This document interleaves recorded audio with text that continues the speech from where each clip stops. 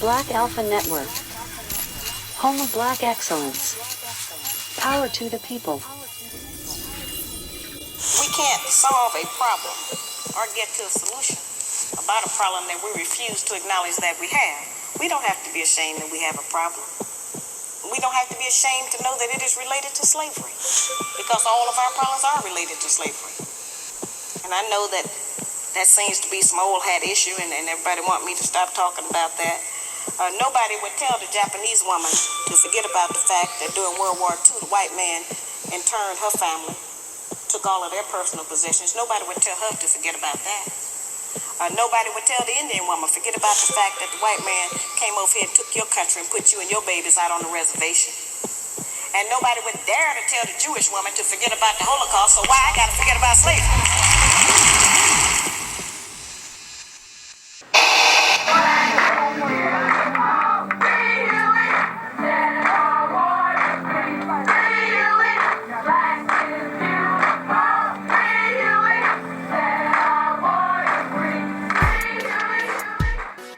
Peace, family. It's all about money, power, respect.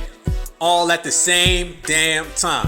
It don't matter what you do. It don't matter where you go. You gotta have all three of them. And that's what foundational Black American certified American freemen are all about. And remember this, don't let anybody come around and tell you, or try to tell you, or attempt to tell you that it ain't about the money. Hell yeah, it's about the money. Cash reparations everywhere around me. Reparations starts with cash payments. It's not in the middle. It's not at the end. It starts with the money, because it's all about the money. Don't let nobody come around and tell you reparations really ain't about the money. Reparations is about a free Uber ride. No, fuck that. It's about the money. Don't let nobody come around and tell you, attempt to tell you, try to tell you that reparations ain't really about cash payments. It's really about catfish nuggets from Clyburn and the Democrats. No, fucks that. It's about the money.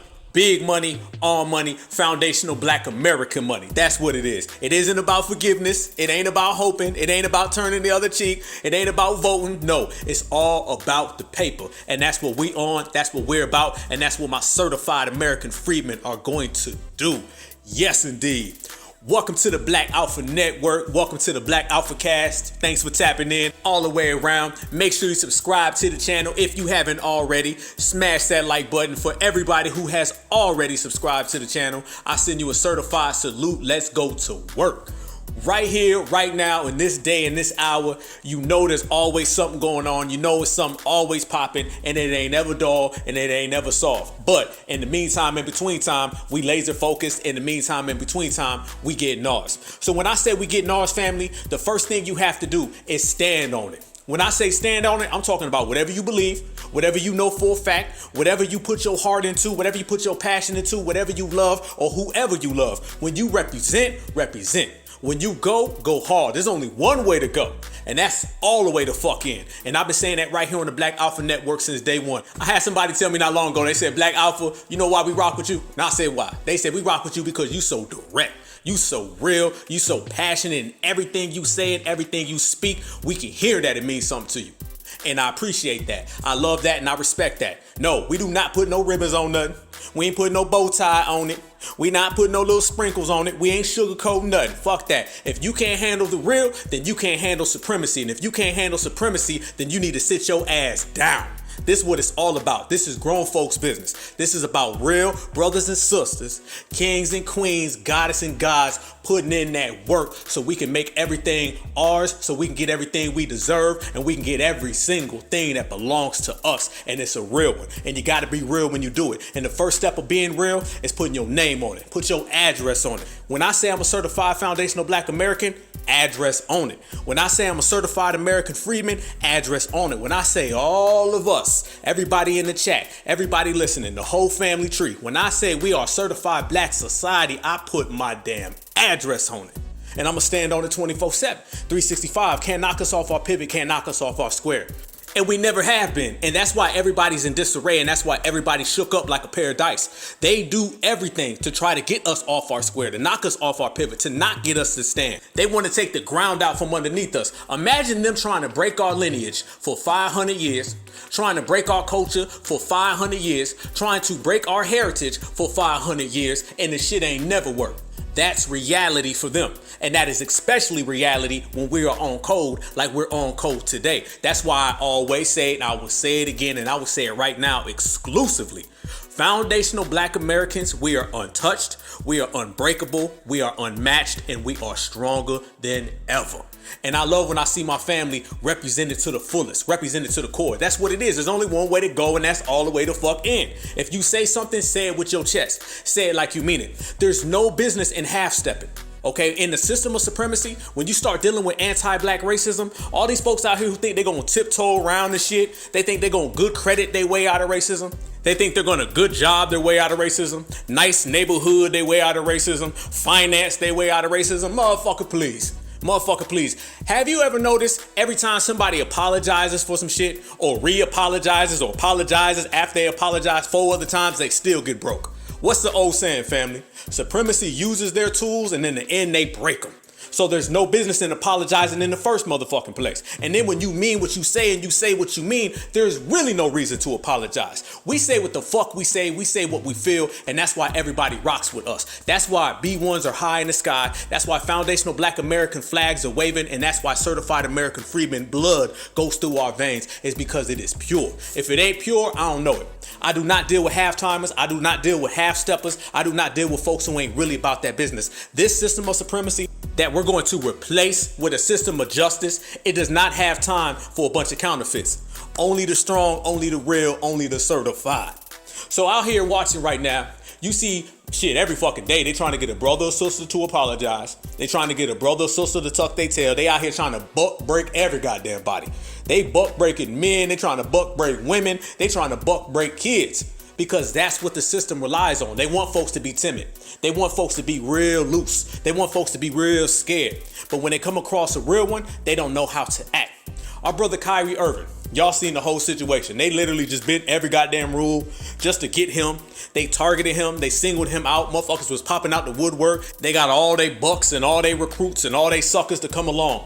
And our brother stood on what he stood on, based upon us standing by him. Now everybody's going to see the situation with our sister Shanquella Robinson, who is attacked, who is harmed, that a bunch of W supremacists ain't said shit about, that a bunch of feminists ain't said shit about. I'm gonna get to that in a minute, but everybody has seen that situation. Who has put up money to support her? Kyrie Irving. Has Shaquille O'Neal? He cares so much about peace and humanity. He was sitting there trying to play the high road, huh? Has he said shit?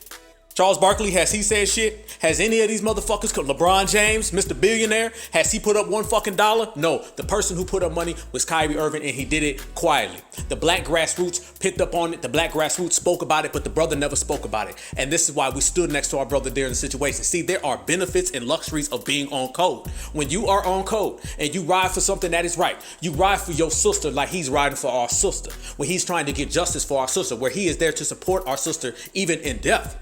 We see that type of situation, and this is why we ride for him. That's why when we were at the Reparations rally, it broke out in the Kyrie Irving chant. This is why, because the brother stood on something. You see what I'm talking about? I'm not just going to sit here and talk about standing on your square. I'm not going to sit here and talk about saying what you say and saying it with your chest for no reason. When you do that, people see it's real. When people see it's real, they rock with you. And I'd rather have 2 certified foundational Black Americans ride with me than a billion motherfuckers off code. All them prepaid bucks, Shaq, LeBron James, Charles Barkley, they can sit their ass down. There's no use for them in the winner's circle. History is only going to remember the real ones, y'all. History is only going to remember the folks who were riding for foundational Black Americans today in real time. We're not going to look back on it and say, man, so-and-so was good, and then his track record's dirty as fuck. We ain't going to do that. Ain't nobody going to be looking back on LeBron James talking about he was no rider.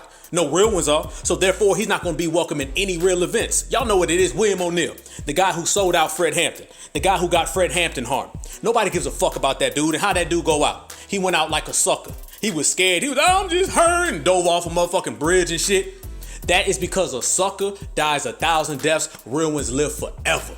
That's a real one. That sounds like it's a fucking nice quote. It sounds like some hip hop shit, but no, that's real. That's real, family. Why do you think we revere Martin Luther King? Why do you think we revere Huey Newton? Why do you think we revere Malcolm X? It's because the brothers said what they said with their chest and they stood on that shit. They stood on it, and that's what we say. History will always remember money, power, respect. And if you got all 3, then it's really on and popping. Now, listen to it. Imagine if Malcolm X would have said, by any means necessary. And then 2 days later, he came out and apologized and said, well, not any means necessary, kind of like sort of means necessary. No, the brother said any means, he stood on it, and we remember that shit. Imagine if Martin Luther King said, we coming to get our check. Then 2 days later, he apologized and said, well, not our check, we coming to kind of get like everybody's catfish nuggets, all life's catfish nuggets. No, he didn't say that shit. He didn't apologize for it. He said it with his chest, he said it with definitive nature, and he said it with conviction. And that's why those words, that's why those phrases, and that's why those men are revered 60 years later, and newsflash, they will be remembered forever. There are people right now that weren't even alive when those men were alive. Hell, I'm one of them. But we remember them and we hold them in high regard. Why? It's because the real ones from the past pass down that energy to us. Is what we call certified energy. You have certified energy, you have counterfeit energy. And we understand the difference between the two of them. And remember this, certified energy runs counterfeit energy off the fucking block every time. Yeah, I think I can ask a better question. It's just, where were you when I was a kid, figuring out that 300 million of my ancestors are buried in America? Where were you guys asking those same questions when I was a kid learning about the traumatic events of my familial history and what I'm proud to come from and why I'm proud to stand here and why when I repeat myself that I'm not going to stand down, it has nothing to do with dismissing any other race or group of people. I'm just proud of my heritage and what we've been through. You see that right there? You see that, right? Do you see how our brother stood on what he was saying? And he understood that a lot of folks was going to come and say, well, what about this now? What you means by that? Say it again. Do you really believe that? You can go back and watch interviews with Martin Luther King and Malcolm X and see the way the little interviewers will be real slick. They're going to try to twist your words. They're going to try to spin things around. They're going to use a bunch of reverse psychology. But brothers see past that shit. Anytime you see a real one have an interview, they understand that the dominant society is always going to play these little trick games. They're going to play these little hustles. But I appreciate the way our brother stood on that. The same way we appreciate the way our brother rode for our sister, the way our sisters ride for our brothers, and you put us all together in the same place at the same time. You have certified energy. And certified energy can never be displaced. Listen to this even further. One of the biggest mistakes I had in being a kid was not knowing European or Western language until I started looking it up. Now I'm 30 years old and I know reading is a superpower because it helps me understand where I'm going and where I come from. Like a tree with roots.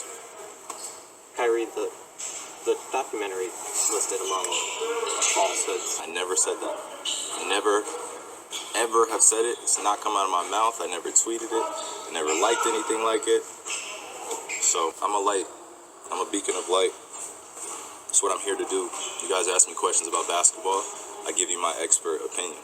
You guys ask me about other things, I give you my opinion, and it's met with whatever you believe the perception or the deception is. See what we talking about. See what we talking about. And that's what we see and that's what we ride with. And we all do the same for each other. I promise you. Anytime we see somebody trying to come at one of our brothers, we got to hold them down. We got to always represent it. There will be no slander of a certified American freeman, not around me. Hell to no, I don't give a damn if it's a 5-year-old. If you come around here and you talking some dirt about FBA, I'm gonna G-check your 5-year-old ass. Straight up and down. I don't give a fuck. Don't give half a fuck, 2 fuck, 3rd, 4th, 5th fucks. I don't give a damn. We will be respected at all costs because it's all about respect. Respect is earned, but at the same time, respect is taken. Let me say that again because everybody's gonna say you gotta earn respect. You gotta earn respect when you're dealing with real people. Okay, when you're dealing with somebody else who's solid, you have to earn their respect. When you start talking about this anti-black, can't stand foundational black American ass world, then you take respect. And the reason why we're in the situation we're in right now is because folks didn't give a fuck about respect. They wanted to be loved. They wanted to be friends. They wanted to go to Edmund Pettus Bridge. Y'all know I had to do that one more fucking time. God damn, that motherfucking place right there is the place that I talk about the most that didn't give a fuck about no respect. They didn't give a fuck about respect because trust and believe, if they really wanted respect on Edmund Pettus Bridge, they would have been doing their head bust. But they didn't. They got their heads busted. And then they thanked the motherfucker for doing it. That was the biggest failure ever on the fucking planet Earth. Edmund Pettus Bridge is why folks would fly their ass all the way over from the other side of the earth and think that shit was sweet to run up on us. Think it's okay to harm our children. Think it's okay to try to fight our women in salons, beat us up in grocery stores. It's because you put out the energy that you can be disrespected, then motherfuckers are going to disrespect you. Especially in the system of supremacy, especially in the system of anti-black racism. In the system of anti-black racism, you don't have room for disrespect. Okay, the damn system is disrespectful. The system is set up to go against you. So how the fuck are you gonna placate into it by being nice and sweet and forgiving and turn the other cheek? Fuck that. We gonna ride. We gonna ride. We gonna ride. And we gonna get our respect. Like I said, respect is gonna be taken the same way money gonna be taken in terms of foundational Black American reparations, in terms of cash payments, and with all that come to power. Money, power, respect, and that's what this era is all about. And this era is getting it in real time, and this era is making it happen. And if you ever want to know what it looks like, look around you. Look around you. Everybody in the chat, everybody listening right now, the whole team, the whole family. We are out here really holding each other down. We are out here really representing each other. Anybody who comes to our bat, anybody who stands next to us, we make sure they're good. We make sure they're good. The deeds that you do for us will be taken care of. Matter of fact, look at the past. No longer it's going to be somebody like Malcolm X, somebody like Martin Luther King, who puts their life on the line for us, and all the motherfuckers around them don't do shit. We don't do that. We protect each other. Protection is a big deal. Protection is a big deal. And that's what I'm loving right now about this era. Anytime somebody represents us, we protect them on every fucking corner. Every fucking corner. Malcolm X put his life on the line. You had a bunch of people around him who didn't hold him down. Martin Luther King put his life on the line. You had motherfuckers like Jesse Jackson that were benefiting off of what happened to Martin Luther King. The motherfucker made a fortune on what happened to Martin Luther King because he had a bunch of counterfeits around him. Anytime you have true, genuine, sincere principles and the people around you do not share those principles, your principles are in danger and you're in danger. That's why protecting our people. I'm not talking about no motherfucking leaders. I'm not talking about no generals or lieutenants. No, we are all in this together and the code is the leader. So if you protect the code, that means you protect each other. If you protect each other, that means you protect the code. It all goes hand in hand. It all goes down at the same time, and it all goes down because of us. So we don't deal with no slander of no foundational Black American woman. Ain't happening. We don't deal with no slander of a foundational Black American man. Ain't happening. And we damn sure don't tolerate any slander of foundational Black American children. You will get your ass G-checked, and we will G-check your ass the money, power, and respect way, and that is the only way. Feel me? As a matter of fact, I got a prime example of how we don't do no slander. We don't do no propaganda. We don't do no games. We don't do no bullshit. Me and my brother Beatzilla was hosting a space the other day, and this space is about being laser focused. It's about strategizing. It's about being strategic. We broke it down 100 million times. All y'all familiar with how we run our spaces. They got to be productive. We got to be real. We got to have an agenda. We got to get to the point. It's about strategizing. We're talking about the 2024 election. We're talking about how foundational Black Americans have a head start, how we're in control, how we're strategizing so we're going to be ready on day one when it roll around. And guess what happens? A motherfucker called in talking about something. We ain't even together now, y'all.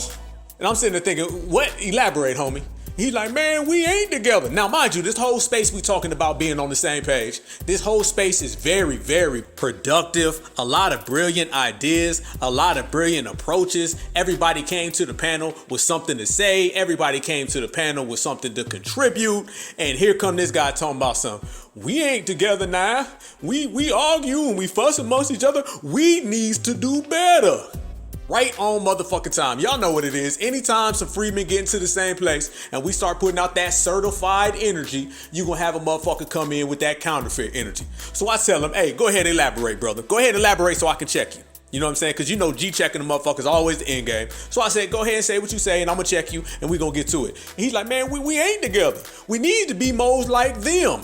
We argue, we fuss, and we fight. You know a motherfucker that sees everything bad in his own lineage? That's the type of shit he's in. I asked him, I'm like, brother, you from Edmund Pettus Bridge? Where are you from? Your people from Edmund Pettus? Because I'm hearing a whole lot of Edmund Pettus energy. I'm hearing a whole lot of we need to do better. It's all our fault. Thank you for whooping my ass, master. He like, man, that was in Alabama. My folks is from Mississippi. I'm like, motherfucker, there was buses back then. Maybe your folks got on the bus and drove to Edmund Pettus Bridge, got their ass whooped, thanked the motherfucking race soldier, and went back to Mississippi. I don't know, motherfucker, but I'm hearing a whole lot of Edmund Pettus energy coming from this motherfucking page. And he's like, man, nah, hold on, let me finish. I'm like, nah, we ain't gonna let you finish because we done heard it all before. We done heard it all before. Every coon, troll, counterfeit, every tap dancer, we done seen it all. Hey, he told us to wait so we can hear his coonified energy like we ain't heard that shit before. Like you wake up in your life and you ain't never heard what a coon sound like. There's a coon on every fucking corner, bro. We know exactly what you gonna say. We know exactly how you gonna say it. We know exactly who you gonna cape for. We know exactly your talking points. Speed that shit up. And as I tell him, and I'm a real one, I'm letting him elaborate because I'm about to G-check him. Then he starts talking about some, cause man, Tariq Nasheed, and then I cut him off. I'm like, nah, bruh, There's gonna be no slander on our brother Tariq Nasheed. Ain't happening, homie. Ain't fucking happening. That's one thing that we have to do, and this is the point, family. We gotta ride for each other. You're not going to come up in a space full of foundational black Americans and start talking about another foundational black American, especially a foundational black American who has put in work, especially a foundational black American who has put it on the line, especially a foundational black American who leads by example. Not a motherfucker calling on the Twitter space, not a motherfucker talking about we needs to do better, not a motherfucker talking about we don't get along. No, a foundational black American, man or woman who leads by example, who is a good example and really puts truth to power. You're never going to talk down to him. So this is what we gotta do. This is how we handle it. And this is how Black Alpha Network handled this motherfucker. We got all the time we need. We got all the soldiers we need. We got the black grassroots that we need. We got all the smart, intelligent minds, the brothers and sisters, the kings and queens, the goddess and gods. We got it all. So let's make it happen. I'm gonna pass it on to our brother, sir. I see it says sir. I can't see the rest of it. The floor is yours, my brother. We ain't together at all. What you mean, brother? Yeah, elaborate, family. Go ahead. I was saying, we not together for real, brother. We're not together for one reason, because we come together and get things going as one. The problem is, for one, we don't know who we are for real. For two, we have too many disagreements with each other. You got Tariq. He don't like this person, that person. He don't like what they say, and they don't like what he say. So it's all basically we're not together, because we all would come together. Where we talk, but we don't come together like we supposed to. And the reason why I said it, I see together. And what I mean by I see together is because I work with Jews. And when I say they together, they are together for real. That's what I mean by we're not together. Because with Tariq Nasheed, he raised $1 point some million for the FBA museum. But then all of a sudden he don't talk about it no more. Then he turned around brother, family, hold on before you go further. Can I finish? Can I finish? I'm gonna let you. I'm the host, brother. I'm gonna let you finish, but let me chime in real quick. Brother Tariq just talked about the museum last night, family, and putting together $1 million black grassroots during this type of economy. Ain't that a sign of black folks being on the same page, or is that just something you look over? But what I'm saying is the people donated him, but then he did the rally. That's a beautiful thing. I was at the rally. It was beautiful. Give it its proper etiquette, family. It was historic. That's what I said. It was beautiful. I don't hold nothing against the rally, but the thing is this: how many rallies and marching and talking we gonna do?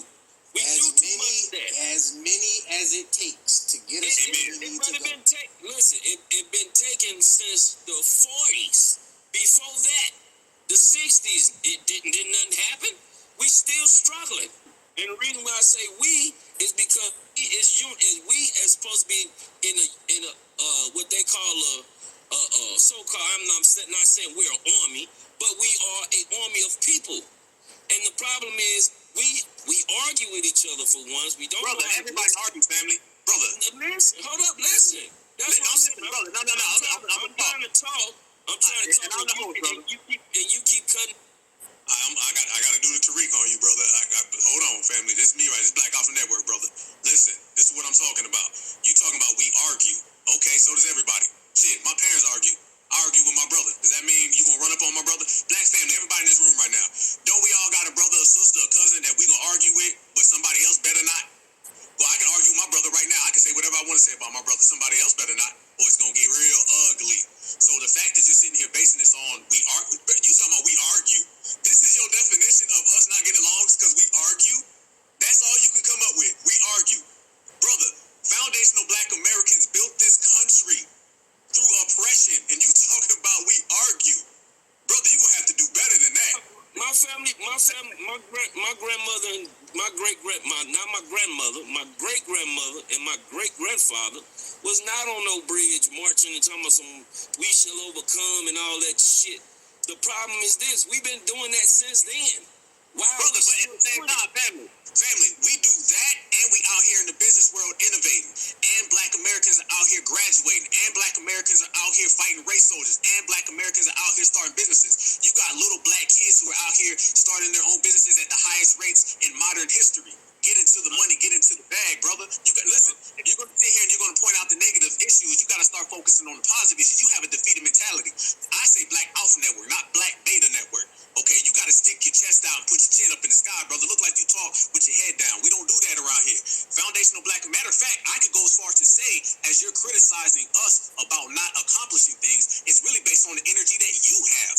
That type of energy is really what you should have an issue with. Because when I look at my brothers and sisters right here, I see Black folks who are building, who are striving and persevering and catching hell in the process and still standing strong. The energy that you talking about that we need to do better and what's wrong with us, we curse at each other, we yell at each other, that's the defeated mentality that we are here to get rid of. If you was listening to this space the whole time, we've been talking about standing strong, building. I was just talking about the Black grassroots making things happen, talking about the effect we have in the world, talking about how we making change in the world. And you come here talking about what we need to do and what Tariq needs to do. Brother Tariq is doing a damn good job, brother.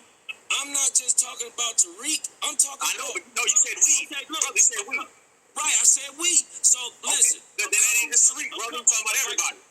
Okay, a lot of us. A couple months ago. Brother, there's a lot of people who are doing wrong in every community, but there's also a lot of us, the majority of us, who are out here making it happen, out here shining, out here grinding, out here getting to the money. And that type of mentality that you have is never going to get us reparations. It sounds like you're the type of person that wants to bring folks down. I question, brother, how prideful are you about Black folks? Because you look like the type of person that sees the bad in everything, even the good. Anytime someone sees bad and good, I got to question them. So I got to question you, brother. We don't do that around here. In the certified foundational Black American freedom space, which is what this is right here with all my brothers and sisters, we strong, we powerful, we about our business. We don't sit here and talk about we curse at each other, we get mad at each other, we need to be more like the Jews. No, the whole world needs to be more like us. Because we built this world through oppression. Now listen, brother, I'm not finished. We get down out here, we for real. And anytime we talking about power and somebody comes talking about weakness, we gotta send them to the corner, brother. I'm being real respectful right now because you being respectful. But what you saying right now is not respectful to our people. You feel me? Never say we. What I need you to do is delete the term we when talking about us and start talking about you. That's the issue. The problem is who you look at in the mirror. It ain't us, because when I look in the mirror, when I look at my brothers, when I look at my sisters, when I look at my children, I see the strongest lineage, heritage, culture on the face of this earth. Everybody wants to walk like us, talk like us, be like us. They go to sleep and they dream about us. So I ain't never gonna sit here and hear nobody talk down on my people, especially somebody with your color, family, because we've been grinding, we've been shining, as my brother Deontay Wilder say, till this day. Until this day, we whooping everybody's ass and we still getting to the bag. So with that said, brother, I'm gonna go ahead and send you on out your way, family, because we working. That's what I'm saying. You ain't even. Because we heard it all before, family. He gonna come in here and talk coon talk, say you ain't heard it before. I heard it before, brother. It's called cooning. Now, off this stage, family, we're gonna keep this thing moving. That right there, family, is how you deal with an off-code, off-brand person. Don't let nobody ever tell you that you ain't beautiful. Don't ever let nobody tell you that you ain't strong and lovely, because we don't need our kids hearing that. We don't need our kids hearing somebody talking about, we cuss at each other now. We need to be more like the Jews, and why can't we all get along? We are getting along. The good ones, the real ones, the solid ones get along, and the coons get along over there in goddamn coon land, and we ain't about none of that. Certified Black Society, let's keep this thing pushing. Let's talk about how we gonna get the bag, and we let coons coon on the part-time. You see what I'm talking about. You see exactly what I'm talking about. Won't be no slander. Won't be none. We're not playing them games. The people who put in work must be protected at all times, at all costs. That's exactly what it is. We're not going to go back in the day and be a certified around a bunch of counterfeits. We're not going to go back in the day when motherfucker was talking that real shit and everybody around them was dragging their feet. We're not doing that. We're going to move as a unit. We're going to move collectively, and we're going to move with a purpose. Everything with a purpose. Everything we say has some type of action behind it. So somebody's coming up in here jealous, drinking on that motherfucking haterade, always got something to say, always trying to hate on the next man, really jealous because they're not in the position that the other person is in. We're going to remove their energy out of the area. That's how you do it. You see some bullshit energy, get it out of here. You see some negative energy trying to bring down your positive energy, get it out of here. Pick that shit up, kick out the fucking door, and throw their ass on the fucking corner. That's how you play the game. That's how we play the game. And that's exactly how I dealt with that guy. And sorry, brother, if you're listening, that's just how we do things around here. Certified. And here's the bottom line. If you ride for foundational Black Americans, we ride for you. If you stand on what you say, we ride for you. And if you speak from your heart and you speak what you know is true, then we always gonna ride for you. That's how we've always been on the certified freedman side. Now, if we ride for you and we put it on the line for you and you start to backtrack and you start to turn around, then we gonna go ahead and recede that shit and we gonna pull it back. But if everything's real and everything's honest, then it's gonna stay that way. Love is love and there's nothing in between. And I want everybody to feel this right here. There's a difference between being apologetically black and unapologetically black. As long as you unapologetic, you got that certified salute. There it is, right there. So necessary true. Now, this is what I'm talking about saying what you say, saying it with your chest, standing on your square. We're not playing no games. We're not playing no games, because trust and believe, when you start getting to the brass tacks of a situation, when you start talking about federal policy, federal legislation, we ain't got no time for somebody coming around here doing the hating game. We ain't got no time for it, because we see the way they play brothers and sisters. They're trying to cancel a brother and sister every fucking day. They're trying to take a brother or sister out every single day. They're trying to stop us, prevent us, stifle us, derail us, and disrupt us from getting what belongs to us, and that ain't going down on our watch. Because remember this, from Kyrie Irving, Kanye West, Dave Chappelle, even black folks who vote, it is clear that punishment and consequences are always going to be more severe when it's coming from a black person. All right? Somebody could come out here right now and say whatever the fuck they want, however the fuck they want to say it, especially against us, and no talk. Hush, hush. Nobody's ever gonna have to apologize for saying something about black folks. No one's ever gonna have to beg for forgiveness when it comes to saying something about black folks. Let a black person say they one opinion. Let you say you want to plate of some soul food, and they gonna make your ass get on TV and apologize. Be like, I didn't mean to offend nobody for saying I want collard greens. You know, I really would take some mashed potatoes like everybody. Man, fuck that. Fuck that. I want all the goddamn collard greens, okay? That's what I want, all right? If it's black, I want it. If it's what black folks do, I'm with it. And I ain't apologizing for nothing. Kyrie Irving is out here assisting people getting clean water. The damn government didn't do that. That's solid. Kyrie Irving is out here assisting folks whose family members have been harmed, putting money in their cash app, $65,000. The government didn't do that. None of these feminists have done that. As a matter of fact, let me freeze this. Y'all notice, you ain't heard a motherfucking thing from any of these feminist groups. Ain't none of them put their resources behind. Nobody's come out and supported her. None of these motherfuckers have grabbed a microphone and said we need to stand for her. All these stand for Karen, stand for Susan, stand for Sally. Ain't nobody said stand for our sister Shanquella. You ain't heard a motherfucking peep from any of these feminists out here. You ain't seen a peep from the WNBA. The same WNBA that was talking about women's rights and how we need to pay women equally. Kyrie Irving has done more for women than they have. Kyrie Irving has assisted this female more than they have. Where the fuck they been at? It's always like that. Y'all know me. I'm going to always shine the light on supremacy, anti-black racism, and coons. That's how it is. They ain't seen none of these motherfuckers say a goddamn thing about this situation. The same folks that grabbed that microphone and was talking about Kyrie Irving is anti-this. The same motherfuckers that grabbed that microphone and said Dave Chappelle is anti-this. The same motherfuckers who grabbed that microphone and say how bad the black community is. None of them have said anything in regards to our sister. That's one time, one person. It takes 2 seconds. But yet Kyrie Irving is assisting her, and he's not even making it public. We found out about that. He ain't been making news rounds and telling the world, man, look what I did. I did this for her. Leave me alone. He ain't said none of that shit. He ain't said none of that. So Kyrie Irving is out here assisting more folks than the feminist movement. Kyrie Irving is out here assisting folks more than Black Lives Matter. Where Black Lives Matter at? Black Lives Matter has been stealing money from the community. Kyrie Irving has been donating money to the community. I rest my goddamn case. That's what it is. So we're going to always see what's solid. We're going to always see what's hollow. And if it ain't real, it ain't right. We own it. We own it. They ain't playing no games anymore. Nah, we mount up and we form a wall around FBA. We form a wall, not based on opinions, not based on emotions, not based on your favorite celebrity, based on facts. And the fact is, if you holding us down, we going to hold you down. That's the difference. See, and you get buck broken, that means you folded. If you come out and just say, hey, I'm not this, and then you keep it moving, you go on with your career, you got to be strategic. This is what brothers and sisters were saying about Kanye. This is what Tariq was saying about Kanye. Wasn't nobody hating on Kanye. Motherfuckers was trying to give him tough love and give him real advice and saying, hey, bro, don't sacrifice your brand. Do not sacrifice everything you got because you're talking crazy at the fucking mouth. Know how to play the game. Know how to say things with purpose and know how to hustle. Sometimes you got to hustle. Sometimes you got to play the game in the proper way. As we say, we playing a high stakes game of chess. Don't go go out there and say shit reckless. Don't go out there and fold. Don't go out there and just talk crazy shit. Understand what you're saying and know how to maneuver the game right. Sometimes when brothers and sisters start maneuvering the game in a precise way, folks look at them and say, man, hell no. I'd have went out there and slapped motherfucker in the face. Nah, that ain't the way to go. That ain't the way to go. All I do know is that our brother Kyrie Irving has been putting in the work. Our brother Kyrie Irving said what he said. He didn't get on all fours. Did he do what Charles Barkley did? Did he do what Shaq did?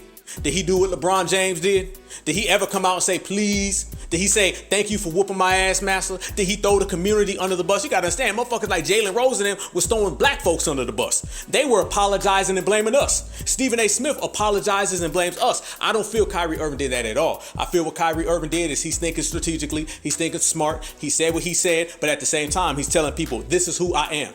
This is who I am. Somebody took it however they took, that's how they took it. But this is who I am. There's a difference between saying, I said what I said, and I am who I am, opposed to saying, I don't want to be who I am. I apologize, master.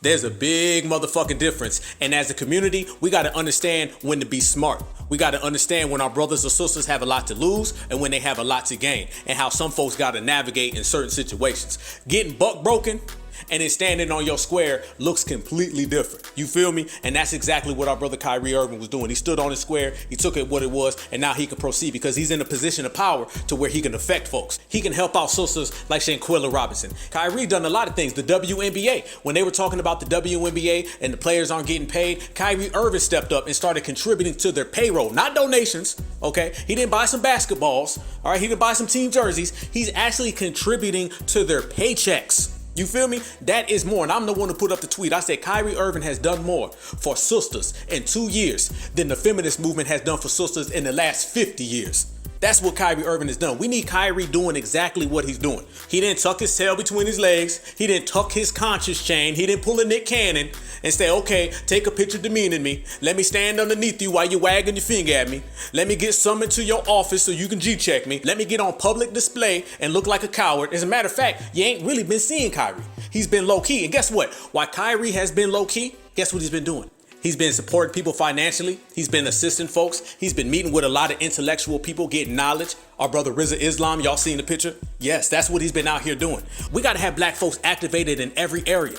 Every area. You're going to have the folks on the front line who are putting in that work, but then we got to have the other brothers and sisters in the back helping them out in the shadows, helping them out quietly. That's what the dominant society does. You're going to have that average everyday race soldier, and he's going to be what? He's going to be getting assisted by the judge, by the lawyer, by the folks with money. Every single time a race soldier does something to a black person, what happens?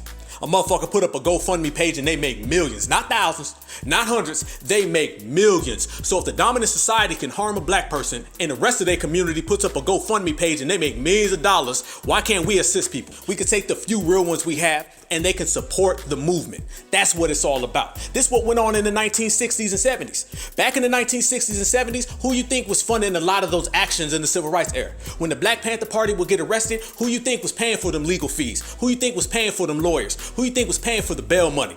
When folks will go get on the bus and drive to go do a protest or a march or a rally, who you think was paying for the gas money?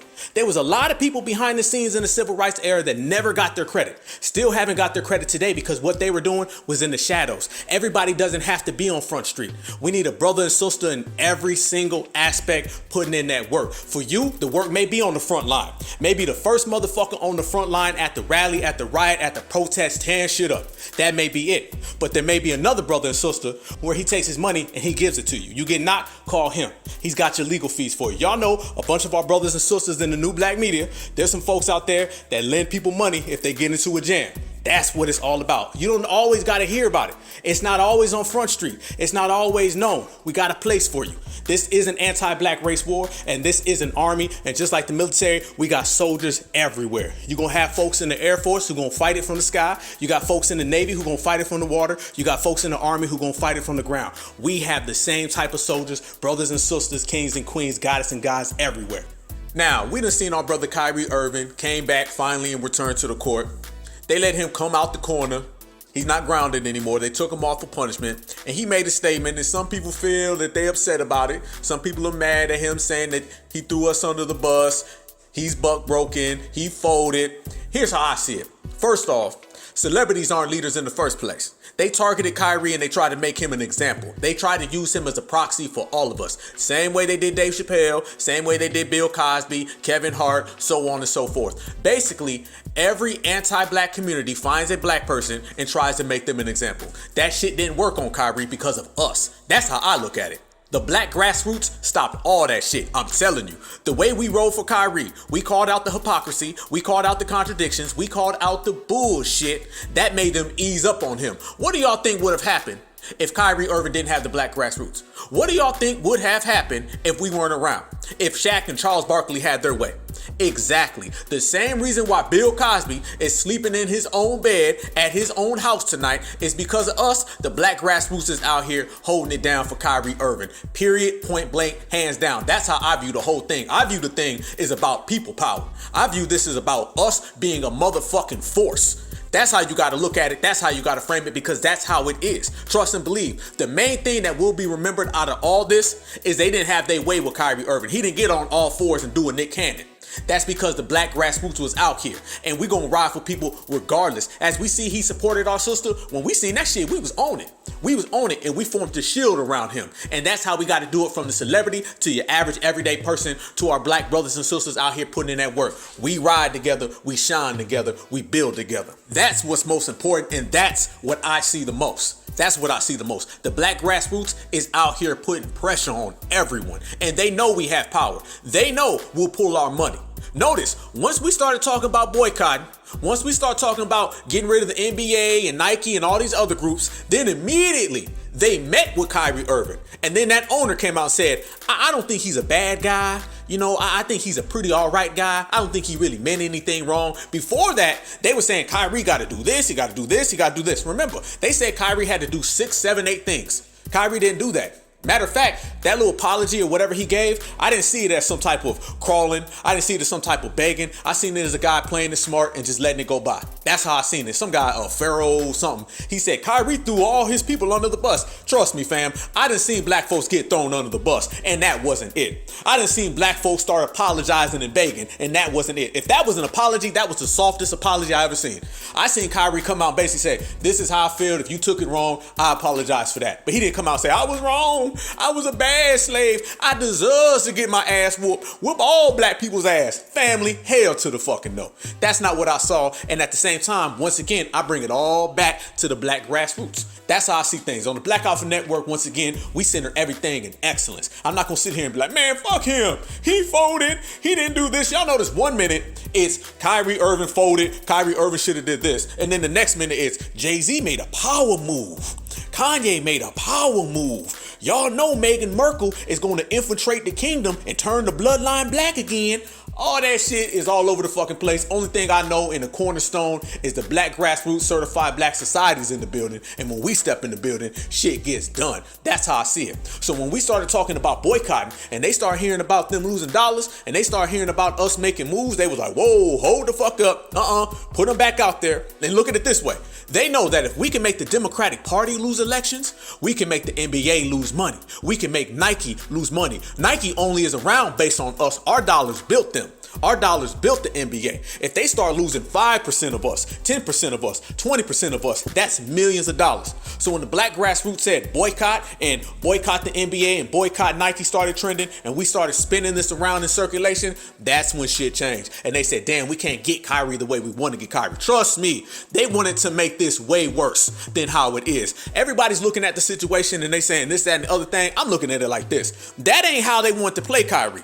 They want to get Kyrie way worse than this. So the very fact that it played out the way it played out, there's only one thing in hand. That is us. Our presence made motherfuckers ease back. That's how it is. We are a force. And when we team up and we stand behind our own, they don't know what to do. See, they're not used to that. They're used to publicly lynching black folks and all the black folks just sit by and watch. You know, when you see the videos when black folks get beat up and the motherfuckers in the background giggling, they're used to that. They're used to bystanders watching other black folks get harmed. We didn't do that. We stepped up and we're creating that change, and that change is something the world wasn't ready for. But as I always say, like it or not, here the fuck we come. Not in this era. And celebrities aren't leaders anyway. So to me, Kyrie is doing exactly what he's doing. He's putting up money behind the scenes, the WNBA, giving people clean water, supporting our sister as well as others. That's solid to me.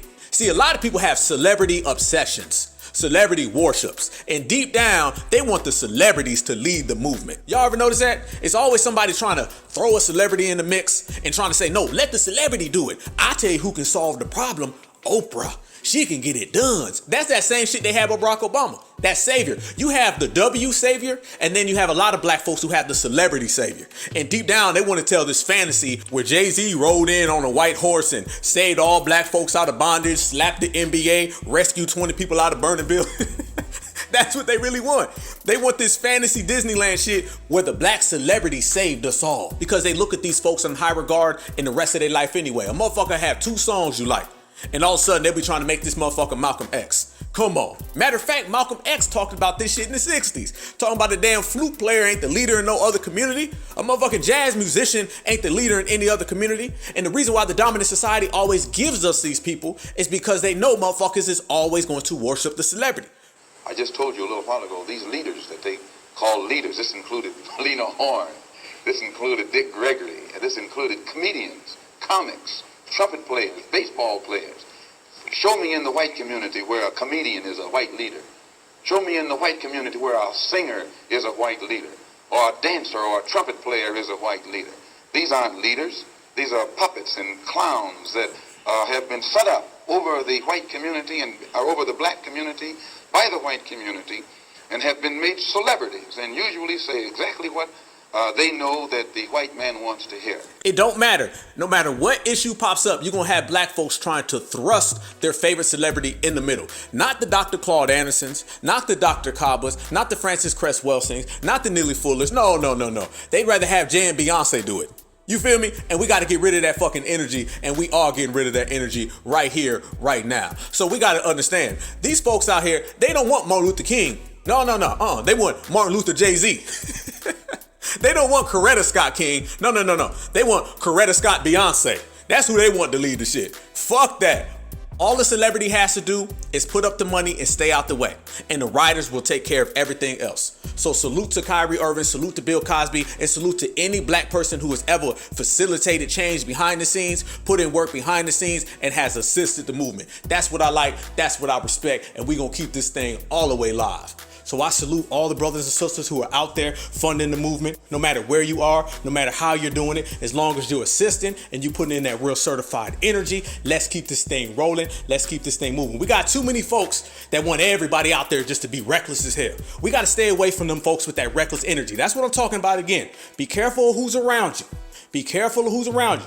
That's the same thing we talking about the Jesse Jacksons of the world, the Al Sharptons of the world, all those little snitches and all those little sellouts that was hovering around Martin Luther King, that was hovering around Huey Newton, that was hovering around Malcolm X, that were hovering around our sister Shanquilla Robinson. You got to be cautious. All these rappers out here, all them little parasites that was hanging around Tupac, they didn't give a fuck. The reason why Tupac got caught in the jam, because Tupac cared about the black community because he was a Panther baby. You think half the motherfuckers around him gave a damn about the black community? No. I remember hearing Assata Shakur say she just wished that Tupac had a community to protect him. That's what she said. Mind you, when Assata Shakur left America and went to Cuba, Tupac was a baby. And she was over in Cuba and watched her nephew grow into the biggest rap star of all time. And she also sat back and watched the community crumble.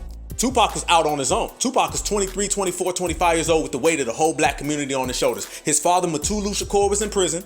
His godfather, Geronimo Pratt, was in prison. His mother was recovering from drug addiction. And all the motherfucking civil rights era coons was running around telling us that racism ain't bad no more. It's all fault. The W is a goods man. It's just our loud rap music. You see what I'm talking about? About a community that does not protect or does not hold you down. So in a lot of ways, our brother was out there on the island. So when we sit back and we see some of the decisions he made, yeah, it's cool to be like, man, he should have did this now. But remember, Tupac passed at 25 years old.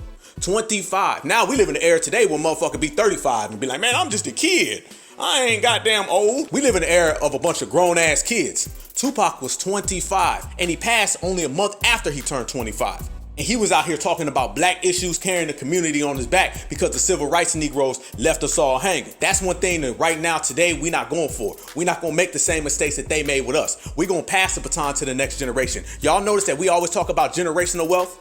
They never talked about generational wealth. Did they ever talk about generational wealth coming out of the 60s or 70s? Hell no. Only thing they talked about was I had a dream and racism done got better. We're talking about passing generational wealth down. That's what reparations is. Reparations ain't just for us. Reparations is for the next era and the next era and the next era. We clean the house because they left us hanging. We're not going to do that. We're going to ride for everybody who rides for us. We're not going to sit here and say, I'm just going to keep the baton because your pants is sagging. That real uppity, bourgeoisie, boule, sucker ass shit. That's why the black grassroots is beating their ass. That's why every single day I'm proud of what the black grassroots is doing. I waited for the day where the black grassroots ran the boule the fuck off the block. But guess what? The black grassroots done ran the boule off the fucking block. So when they throw these coon temper tantrums, good, they deserve it. What goes around comes around, what's done in the dark comes to light, and the light has shined on us, and these motherfuckers is in the shadows the way it's supposed to be. Grassroots all day. That negative energy is always going to try to latch itself on the positive energy. We got to be real careful who we're around, folks, and we got to be real careful on who we give our energy to. Make sure the person standing next to you has your back. Make sure they got the same mentality as you. Make sure they got the same heart and soul. That's why I'm always talking about certified American freedmen. That's why I'm always talking about foundational black Americans. As I always say it right here on the Black Alpha Network, you may speak different, you may come from a different city, a different state, a different county, but the one thing that binds us all together is that FBA soul. As a matter of fact, when I closed out the show the other day, this is what I told everybody. Listen. Certified American freedmen and how we're supposedly anti somebody. And these people that they say we're anti, we don't even know who they are. We don't think about them. We don't spend no time on them. We are in our lane, handling our own business, doing what we do. And that's being exceptional. That's being great. And that's being the only lineage, heritage, and culture on this planet that has done what we've done, that has accomplished what we accomplished, and nobody's resume stacks next to ours. Anybody who's in here ride, we are stronger together. Each one teach one. We all do a little, then we all do a lot. There's strength in numbers. There's strength in being versatile. There's strength in our diversity. That's where our power comes from. The fact that we don't all look the same, we don't all act the same, but we got that same FBA soul. That's what makes us better than everybody else. That and amongst a bunch of other things. Shout out to everybody. None but love. Listen, I love being a foundational black American. I love my certified American freedmen. I love everybody in this space. I love waking up every day knowing we the best. I love the lineage. I love the heritage. I love the culture. There's just a lot of love going on. What my man say, this right, and it can't get no right. You see what I'm talking about? As long as you got that same soul, you got that same energy, you got that same approach, you get things done. It gets fucked up, it gets twisted, and it gets all out of dodge when you got folks around you who do not have the same end game. Look at our sister Shanquella. Look at what happened to her. This sister's out here, and she's a genuine person, and she's surrounded by these folks who don't give a damn about her. Look what they say. With these type of friends, who needs enemies? Right now, many in Charlotte and across the country are grieving the loss of Shanquella Robinson. Her mysterious death has now gained national attention. The 25-year-old was found dead while vacationing in Mexico. And today, hundreds came out to say goodbye as she was laid to rest. WCNC Charlotte's Jesse Pierre was there for the services and shows us the outpouring of support for Robinson. She was a very humble spirit, very sweet girl. Much love and respect to our sister. Rest in peace. We all seen that situation. We all see how it all played out. Everybody's saying let the facts come out and let things get clear. Let me say what we do know, all right? Because sometimes things are evidently clear and they're very obvious. One thing we do know is a bunch of these same parasite, these same suckers, these same phony ass people who like to be next to you, who like to hang around you, what we call fake friends, they're always in your midst. And jealousy comes in a lot of different ways. We seen that video, and we don't need to wait for the facts to come out about that video. What we seen was some people trying to bully that sister. We seen some people that look like they was reeking of jealousy. We see a grown ass man sitting there saying, well, let's fight back now, let's do something. A sucker. If you a grown ass man and you sitting there holding the camera, sitting there letting a woman get beat on, you ain't no man. You a grown ass teenager. And I don't even know if you a boy. You feel me? That's the type of energy we talk about. Family, be very cautious of who you're around. Be very careful of who you deal with. This goes on with a lot of these rappers. What happens with these rappers? 9 times out of 10, it's the entourage. It's the motherfucker way over here in the back who's sitting there nagging the situation. Yeah, that's right. Do something. My homeboy said that. That type of shit right there. You know the motherfucker on the sideline always chirping, ain't never played the front line in their life. You got to understand, standing next to somebody who's beautiful like our sister was, standing next to somebody who's articulate, somebody who's smart, that's the only thing these people can do to get close to success. And then when they get close to success, they sabotage it because it ain't their own success. This is the energy we talk about. Like we said, look at these fucking rappers. Look at these rappers. Look what happened to our brother Takeoff from the Migos. Look at that situation. He ended up getting harmed in a situation that had nothing to do with him because you got a bunch of motherfuckers on the sideline running their mouth. You got a bunch of motherfuckers on the sideline talking shit. Now, knowing that we are already in a high temperature situation, understanding that we are already in a high stakes situation, you don't have time for that little motherfucker right there talking shit, because understand, that same individual right there can bring you down. Tupac Shakur got shot over a fucking chain. A chain. Somebody snatched the chain from a gang member, runs up to Tupac, says, "That's the man who snatched my chain now." Tupac, not being smart, ran and got himself involved in the situation, but it shouldn't have been that to the first place. And we're all the real ones that should have said, "Hey, you stay out of this. You have a future. You are bright. You are going places." See, where I'm from, the real OGs, they put the young folks to the side and say, "You can't get involved in that." If you see somebody who's smart, somebody who's going places, somebody that in the future can better the community, you keep them out of things. I see a lot of times a young brother who's intelligent and a lot of his friends is getting into things. I say, bro, they can go over there, they can fight, they can do whatever they want. You sit your ass down. You stay right here. That's how you're supposed to do it. That's how you're supposed to protect what's yours. And we got to protect each other no matter what. And I'm not just talking about when people get famous. I'm not just talking about the Kyries of the world. Okay? I'm not talking about the celebrities of the world. We got to protect the future leaders of the world. All right? Don't wait till somebody gets big and famous. You can protect each other right now.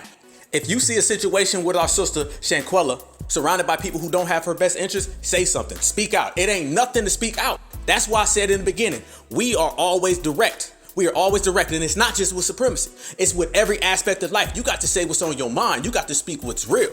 If you see something wrong, say that shit's wrong. If you see something that ain't correct, say that shit ain't correct, and then deal with it. Too many people have the mentality, I'm just going to sit back and be a bystander. Bystanders don't get nothing accomplished. There's only two types of people in this world. People who watch things happen and people who make things happen. And understand, the person that you protect today can be the person that helps the community tomorrow. And we got to start investing. Not just start investing politically, not just start investing socially. We got to start investing personally. With those of us who are around, we got a lot of black brothers and sisters who are intelligent as hell and will affect this world in a major way. Right next to you. Quit looking at these celebrities and saying, that one is good. No, you got the future right next to you. And too many times what happens? You hear your friend playing music and you say, man, it's cool now. It ain't like T.I. You see your friend not going to the club and going out to school. Man, why are you sitting there reading your book now? We're going to the club. You want something to drink? Putting drinks, putting smoke, putting all types of ignorant shit. Y'all seen that lady out there twerking on her son? Y'all seen that shit? That's the shit we talking about. That's that degenerate bullshit ass behavior.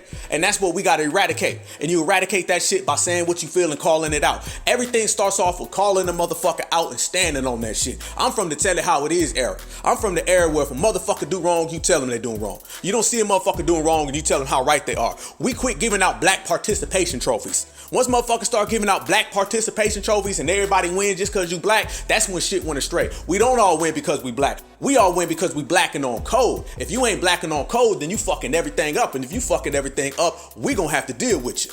So all that twerking on your kids, posting videos, pop locking it on a bunch of fucking youngsters, that ain't cool. Out here filming a sister getting beat up. And I'm not even gonna say what she was getting beat up by. Y'all, can y'all tell me? Because I know there's things out there saying that wasn't really a woman. I don't know. Y'all let me know what's really good with that situation. All I know is this. When I see a sister getting beat up and a man is sitting there recording that shit, that's wrong. And a matter of fact, that's a fucking trend. When you sit there and see motherfuckers getting beat up and you see a grown man giggling behind the fucking camera, how many times y'all see that shit? That's a sucker. And as a real man, you check a motherfucker on that energy. And if he don't like that, fuck him. That's the way we coming with it. That's how we going out. I can't stand seeing videos of a black woman getting beat up and a grown ass man in the background laughing, sitting there giggling and shit. Like this the fucking Price is Right.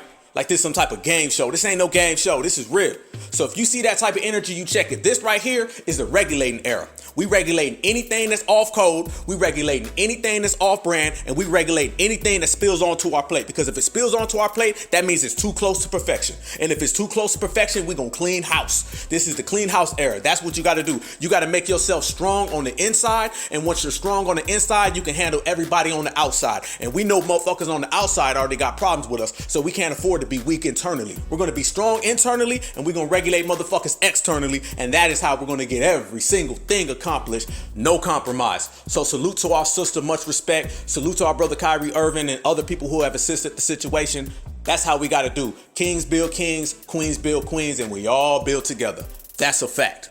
So we got to use these situations as examples. Any type of mistake, anything that shouldn't have went on, the best thing we can do is learn from it. What they say is either a blessing or a lesson. Sometimes your lessons are blessings. If you look at it from that aspect, life is 5% what happens to you and 95% how you deal with it.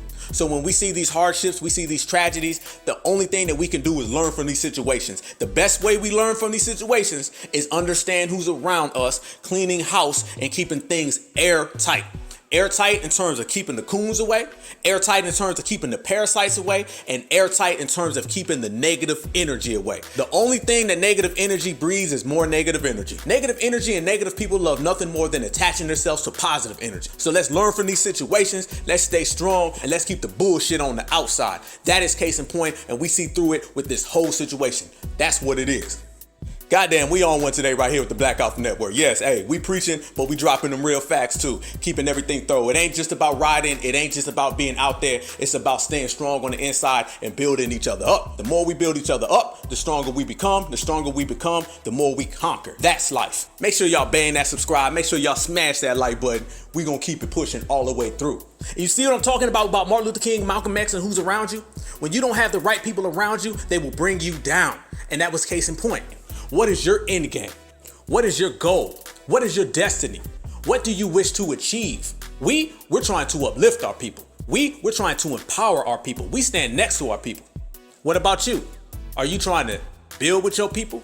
Or are you trying to steal from your people? You trying to rob your people? You trying to take from your people? Because if so, then you can't be around us. You show me any movement that has ever failed, and I'm gonna show you a movement that got infiltrated by a bunch of decoys. There's a difference between you and us. There's a difference between yours and ours. Black Lives Matter, ADOS, these little groups that be popping up in Twitter spaces. What's the one thing they all got in common? They always talk about themselves. What do we talk about right here in this family tree? Shit, right there, family tree. Certified foundational Black Americans, certified American freedmen. I'm talking about all of us together. If it ain't us together, we ain't got nothing at all. We are all we got. There is beauty in standing next to your brother and sister. So anybody coming around here talking about some me, and this how I feel, and this is what I want. Y'all notice this too? Anytime it comes to something they can gain from the movement, they talk about me. Anytime they can downplay us or talk bad about us, then they start saying we. For instance, if somebody's coming out here right now, they'll say, I did this and I did this. I'm the mama of the community, right? You feel me? What do they say? I'm outside. They'll say shit like that, right? When they're trying to big themselves up. But anytime they're trying to tear down the collective, then they'll start saying, we needs to do better. Why can't we get along? So they hop from me to we, and they placate that however they can benefit themselves. We don't rock with them type of people. It's all about us. And that's what we center this in. And that's what we're going to always center this in, because we are stronger together. Speaking of that, did y'all see Charles Barkley? Y'all see Charles Barkley coming out here now, running his goddamn mouth? Charles Barkley is making the rounds. He's on every fucking news channel, every TV show, and every time he pops up on one, he's only talking bad about black folks. First it was Kyrie Irving, and he would go around and say all these things about Kyrie. Kyrie needs to do this and that. Now next thing you know, he's talking about black folks and how we treat other communities. Rainbow communities. That's what he's on now. So he shifted from black folks being anti this, and now he's trying to say black folks are anti that, but he don't never talk about supremacy. You feel what I'm talking about? And what's up with these damn coons that can't talk? God damn. Every time you turn around, they got these inarticulate coons. At least O.J. Simpson could talk. At least when he was asking for his butter biscuits, he could finish the sentence. These motherfuckers can't even put 3 words together without fucking it up. Charles Barkley fumble, stumble, bumble all over the goddamn place. Jesse Lee Peterson, that motherfucker can't talk at all. Trayvon Martin was a thug. Do you love the coons? Motherfucker can't talk. Herschel Walker, I'm the badge holder. I support kind of football game team. What the fuck is a game team? You feel me? Charles Barkley, this is terrible. That lets you know supremacy will use anybody they can if they trying to bring down black folks. They'll bring any dusty, raggedy motherfucker off the street to serve their agenda. That's exactly what it is. Think about it. In real life, Megan Thee Stallion is considered a welfare queen, hood, ratchet, but when it comes to supremacy and tearing down black folks, they'll put her on the front screen. In real life, Jesse Lee Peterson is considered slow, more than slow. But when it come down to supremacy, they'll give him his own TV show. Supremacy would never deal with these people in real life. As a matter of fact, these are the people in real life that they dog. But yet, when it comes to bringing down black folks, when it come down to being anti-FBA, they'll get these motherfuckers news publications, bring them on every goddamn show, talk to them, coddle them, give them some type of credit. And in real life, these motherfuckers is inarticulate as fuck. Listen to Charles Barkley. And one thing has always disappointed me. Black people treat gay people. We are the worst when it comes to treating gay people. And that's one thing growing up, it really always bothers me. And I want to reach out to you and all my gay friends, all my transgender friends, and tell you, man, I got nothing but love and respect for you. I want you to be you. And I wanted you to know that day, because I understand being black, what it's like being gay, because you get mistreated, and it's really unfortunate and sad and stupid, to be honest with you. Man, if he don't get the fuck out of here. Charles Barkley was the same guy who got on the magazine and literally wore shackles around his neck. Look at the picture. Yup, yes he did. See what I'm talking about? See how he started saying we when he could tear us down, but everything else was about himself? And you see how he tried to speak on behalf of us, and then you see how he tried to compare our struggle to anybody else? Charles Barkley ain't black. So anything he says about black folks is irrelevant. Anything he says about black folks is disqualified. And anything he says about black folks is dismissed. And as a real certified foundational black American freedman, I approve this message. Charles Barkley running around here with his Karen. Charles Barkley understands that his legacy of being a coon is starting to be past now. See, you got a whole new era of coons. And he wants to be the only coon in the room. Let me say that again. Charles Barkley wants to be the only coon in the room. So therefore, he done put his butter biscuits in overdrive. He wants to get rid of the Stephen A's. See, he's sitting back, he's seeing the Stephen A's of the world. He's seeing the Vanessa Jones of the world. He's seeing the Jesse Lee Petersons of the world. He's seeing all these new era coons, and he's saying, that's my spot. This is terrible. So he fighting for his right to coon. Oh yeah, Master patting too many other motherfuckers' heads. He want his head patted. So therefore, he done went on a whole news campaign, first talking about Kyrie, and somehow in the middle of the night, he shifted over. And what's my point? What did I say? Didn't I say they know how to go from me to we? When he was talking all that shit about Kyrie Irving, he was talking that me shit. But now when he wants to down black folks, he starts saying we. They'll say we because that gives you some indication that they're black themselves. Remember, black skin is like a fake ID. It gives motherfuckers access to our events. It gives motherfuckers the access to our affairs. And it gives motherfuckers the means to speak on behalf of us. Charles Barkley is not black at all. Jesse Lee Peterson is not black at all. Ben Carson is not black at all. Sheriff Clark. Oh, shit. Speaking of motherfuckers can't talk. Sheriff Clark, this motherfucker sounds like he's speaking in rewind. You need motherfucking subtitles and closed caption to understand what the fuck he's saying. He's another one of these inarticulate coons that they put out on the forefront. And the only reason they do that is so they can perpetuate anti-blackness. But they love pointing to a black person saying, I didn't say that. A black person said it. And Charles Barkley is more than glad. But Charles Barkley is also more than glad to be on all fours. Y'all know what he doing on all fours. And he ain't got up since 1982. Moving on. And you know, this reparations era that we living in right now, it is separated who's about that life and who really isn't. It's separated who's certified and who's counterfeit, who's real, who's fake, who needs to be here and who needs to get their ass out of Dodge. That's what this era has done. Soon as we start talking about reparations, you start to really see who's down for the movement. Basically what I'm saying is, family, anybody out there talking about we needs to do better and we's bad and we wrong, they're saying that because they don't want us to get our reparations. That's what it is, point blank. That guy who called in talking about we don't get along, you know goddamn well he don't want to see us get reparations. And if you peel back the layer further, you're going to start seeing more coon identity from him. That's what it is. Dr. Umar Johnson coming out here saying he don't want foundational black Americans to get reparations. He straight up said it. He just straight up said it point blank clear. He don't want us and he don't support us getting reparations. ADOS, they don't want us to get reparations unless they can say that it was all about them. And even with that, they still only want it for themselves. You start to see people's true colors when you start talking about the color green, and green as in money. When foundational black Americans started talking about getting to the bag, when foundational black Americans started talking about a reparations claim, then everybody was exposed for who they truly are. The biggest indicator of how somebody feels about you is success and money. The person who can stand next to you When you got it is the person who's riding with you. The person who does not want to stand next to you when you got it is a person who is only there for their own gain. And you got to look at it as a whole when it comes to the whole community.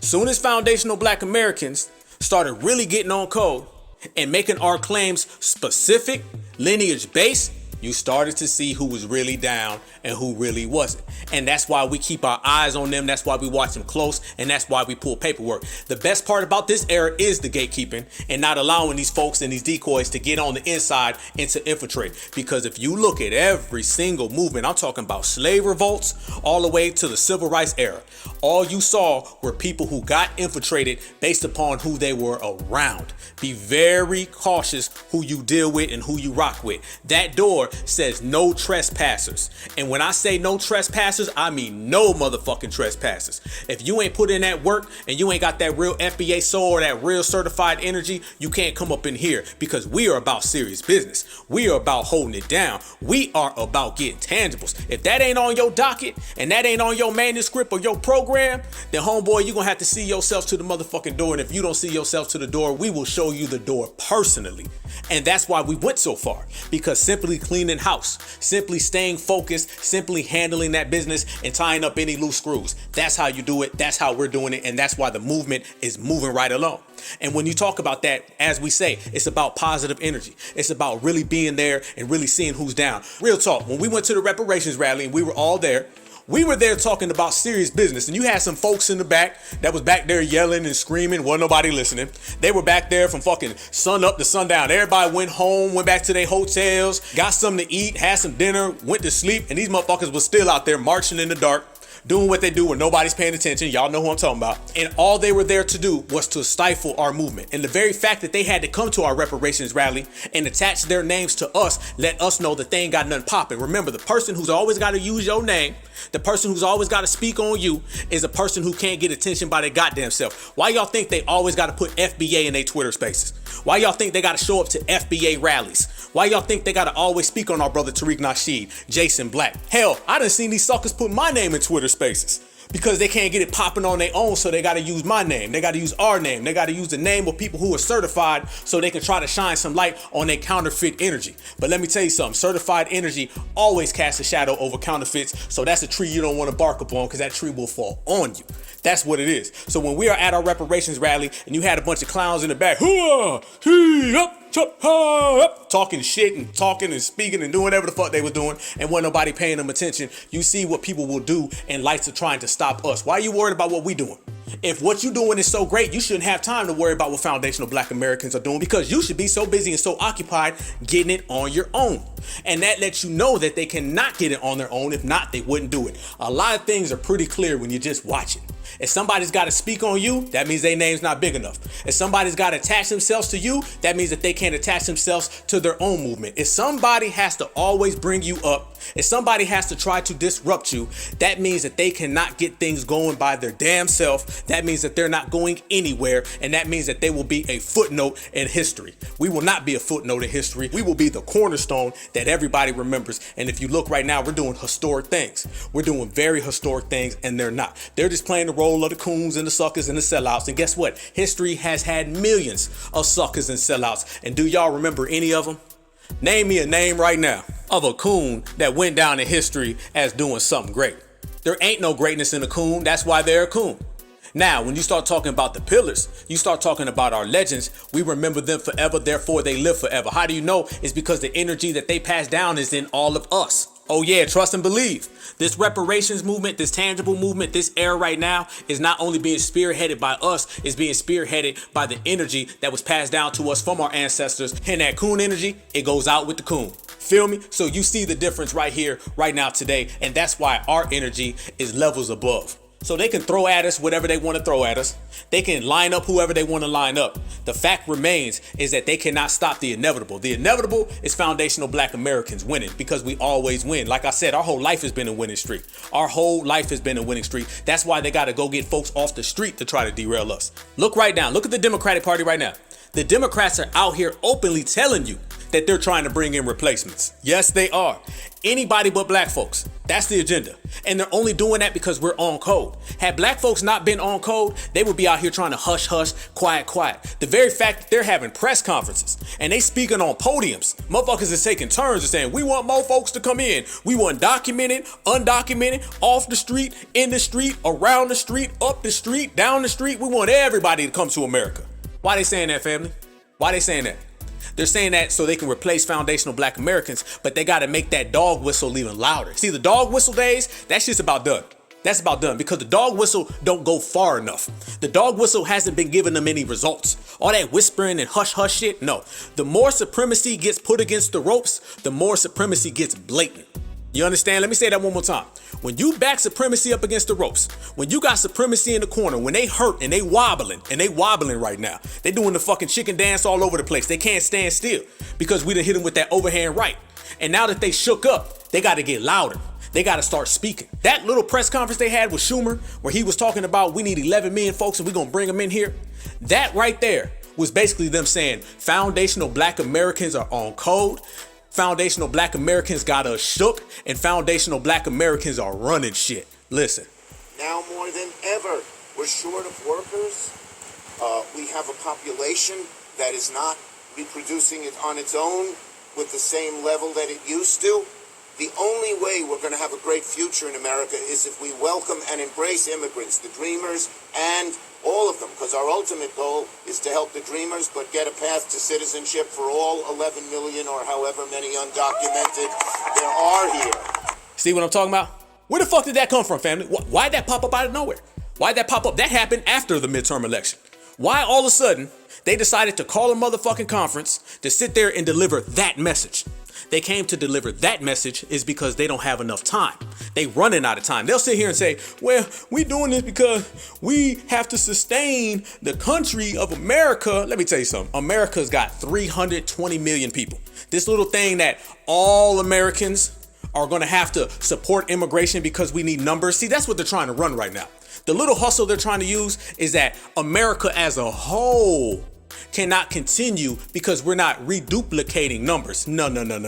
What it really is that they are not duplicating numbers and they need to replace us because we are getting stronger and we are whooping their ass right now. Let me run that all the way back, okay? Let me rewind, hit that motherfucking reverse. Let me back the Lambo up. Let me back it up. They're basically saying is that we are not reproducing as W's and foundational black Americans are claiming their lineage, and that's a problem. So let's bring on a bunch of folks who want to be honorary W's and they can do all of our dirty work. That's exactly what they're doing right now.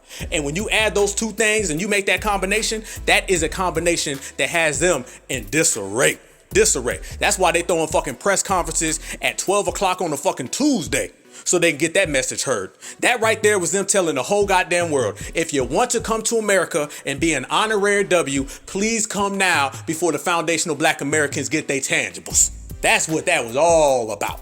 That's exactly what it was about. And they say it all the time. And you see it with Joe Biden. You see it out there on the West Coast. You've seen it with Stacey Abrams. Really, if you really want to go there, the reason why they had that press conference after the midterm election, because they could have had that before the midterms. The reason they had it after the midterm elections, because they seen the effect that the black grassroots had on their agenda. Their agenda to erase us is failing because we've done what? We've gatekeeped. That's why we talk about the essence of gatekeeping. That's why we talk about the importance of gatekeeping. That's why we talk about the importance of putting motherfuckers on that screen. When you put a motherfucker on that screen and you highlight them, they have nothing else to do. They are stuck. And once we started calling motherfuckers out, pulling paperwork, and acknowledging what they were trying to do, they're like, God damn, these FBAs are on our motherfucking bumper. They on our tail. What's next? Press conference. And they seen the way Stacey Abrams fell flat. They seen the way Raphael Warnock fell flat. As a matter of fact, Raphael Warnock got commercials where he letting dogs lick him in the mouth. That's how fucking lost he is right now. That's what he trying to act full W. He said, fucking just lick me in the mouth, Muffy. He doing anything to hold on, and he's holding on tight. And that race right there shouldn't even be a race. Herschel Walker should have never been on the same stage as Raphael Warnock. Once again, Raphael Warnock and Stacey Abrams, they spent billions of dollars on and got no returns. One person is in a runoff with a CTE candidate who can't even remember yesterday. And then the other lady got her ass whooped by somebody worse than she got whooped the last time. And these are the people that the Democrats have put all their money in? Oh yes, the Democrats are afraid. And since they're afraid that we're able to beat them politically, they know that we can beat them socially. One more time, I gotta back the Lambo up and say it again. They know that if the black grassroots can beat them politically, we can beat them socially. That's why they're calling press conferences. That's why if you look at all their faces, they're scared. Their eyes are bulging out. They sweating. They don't know what's next because they understand that we have took them to the voter ballot and defeated them. We have took them to the streets and defeated them. So this notion that foundational black Americans are just going to disappear and you're going to call in all these other groups, they know goddamn well we ain't going for that. And last time I checked my watch, anytime we ain't going for something, that shit don't pop off. So understand, this is why they had that press conference. This is why they're calling for the 11 million people. The new black media, we've been saying this for the longest, and we're going to continue to say it, and we're going to continue to keep on riding. They know that we got them in our headlights, and they know what comes next after that. See, there's two types of people. You got the person who sees anti-black racism, and he gets scared, he gets shook, he don't know what's to do's. He wants to go get him a W wife and go live in a nice neighborhood and hope it all goes away. And talks about yes we cans. You got that motherfucker right there. We know what that is. That's a COON. But then you got the other side who understands that they done threw every single thing at us and they still can't stop it. So who's winning? Is it the lineage that is stronger than ever, faster than ever, smarter than ever? Or is it the anti-black racists that's having press conferences in the middle of broad day sweating bricks because of that lineage that's stronger than ever, faster than ever, and smarter than ever? If you said foundational black American, then you damn right. And another thing that's got a pissed off family is we calling shit out and then it's happening. Did y'all see that lady who came out and she said, well, we vote Republican because a lot of us think we W's. We've been saying that shit for years and now they're saying it. So you know when the other side is saying exactly what we've said, we in full control. Everything we predict is happening. Watch this. Because I mean, the Latino vote was split, right? With 43% voting for Republican Brian Kemp. So why does the Latino vote differ so much from the black vote? Because we got our own white people. Oh. And people don't understand that we have all, and the assimilation possibility for Latinx, Latin people is higher. People can come from other parts of Latin America, marry white, as like they're told to do, assimilate and assume a white identity that black people cannot escape from. So they will continue to vote in that way because to them that's upward mobility. And unfortunately for us, success means being pat on the back from white people and they feel like that's what being American is. And that colorism is real in our community. It is real. You see what we be saying. You see what we be saying. And why the fuck is that coming out right now? Why is that coming out right now? Because the black grassroots. This is the beauty of calling your shot. This is the beauty of being direct, being real. Didn't I say in the beginning? We not out here sugarcoating nothing. We ain't putting bow ties on it. We ain't tap dancing. We not trying to be everything other than real. It's real or nothing at all. If it ain't real, it ain't right. That's why I pride myself right here on the Black Alpha Network of giving that real energy every time. Y'all know it. Every time I speak, it's going to be real. It's going to be thorough. And we're going to say what people think, but they're afraid to say, or we're going to say what people think and they scared to say. But either way, when it come to us, we're going to say that shit and we're going to put a stamp on it. That's the only way to live. That's the only way to be. And when you are that way, you get results like that. That lady's coming out right now and saying something that the new black media and the black grassroots has been saying for years. We've been saying that for eons. Everybody knows it. You got these other communities who have their honorary W's, and the W's bring them in, and they try to use those same people as replacements for us. And those folks come on in here and they try to high and mighty it. They try to act all tough. They try to act all real. When I was in DC, right? And I told everybody, when I was in DC, I stayed a couple extra days because me and my family were out there helping folks and we seen a lot of homeless people. What I did notice though, is that most of the homeless people were foundational black Americans. And I seen a bunch of non-FBAs. I seen a bunch of non-blacks. And they were running around and they was acting all high and mighty, walking down the streets with their nose in the air. These folks do not come over here with love for us. These folks do not come over here trying to show us respect. Y'all think somebody's coming into this country from another country and the first thing they get here is they want to love black folks? You really think that? You think these folks are coming here because they care about Harriet Tubman? You think these folks give a damn about Kathleen Cleaver? You think these folks give a damn about Fred Hampton, Malcolm X, Betty Shabazz, Coretta Scott King? No, that's our history.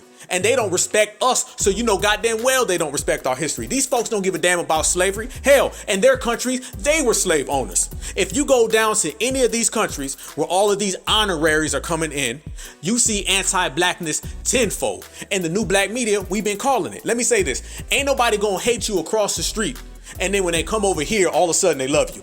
Ain't that much shit going on in the middle of the road to change their mind to that degree. Them folks is anti-black across the street, and then they anti-black when they come across the street. And the first thing they do when they get here, they try to assimilate into the dominant society, and they try to score brownie points by coming down on us. And this is something that the black grassroots has put into the lexicon. We put this into the mainframe. Now everybody knows it. Everybody has to acknowledge it, to the point now where they're admitting it. That lady is admitting that on a national publication. You know damn well they would have never said no shit like that years ago. This was hush-hush information. This was quiet information. You weren't supposed to speak on that.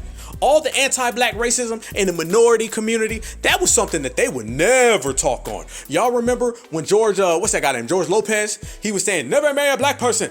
And then that sister stood up and he got all loud with her and shit. The only reason he got mad is because he thought he was in a room full of POCs and that shit wasn't supposed to be recorded. And he didn't think nobody was gonna stand up and challenge that shit. He thought he was at his dinner table amongst his people and saying the shit that they always say when we ain't around, when we ain't present. And now that shit is coming out to the degree where everybody's hearing it. Why? Because of us. When you speak the truth long enough, people gonna be forced to have to hear it. When they're forced to have to hear it, they're gonna be forced to have to acknowledge it. And right now, we making motherfuckers acknowledgement. That is the beauty of the black grassroots. That's the beauty of us. That's the beauty of being on code. But it don't stop there. Not only is that lady sitting there telling you, we do this and we do that because, you know, we wanna be like y'all's. Not only is she saying that, every single day we see a new video from somebody from another community saying the shit that we say. See, this is the difference between us.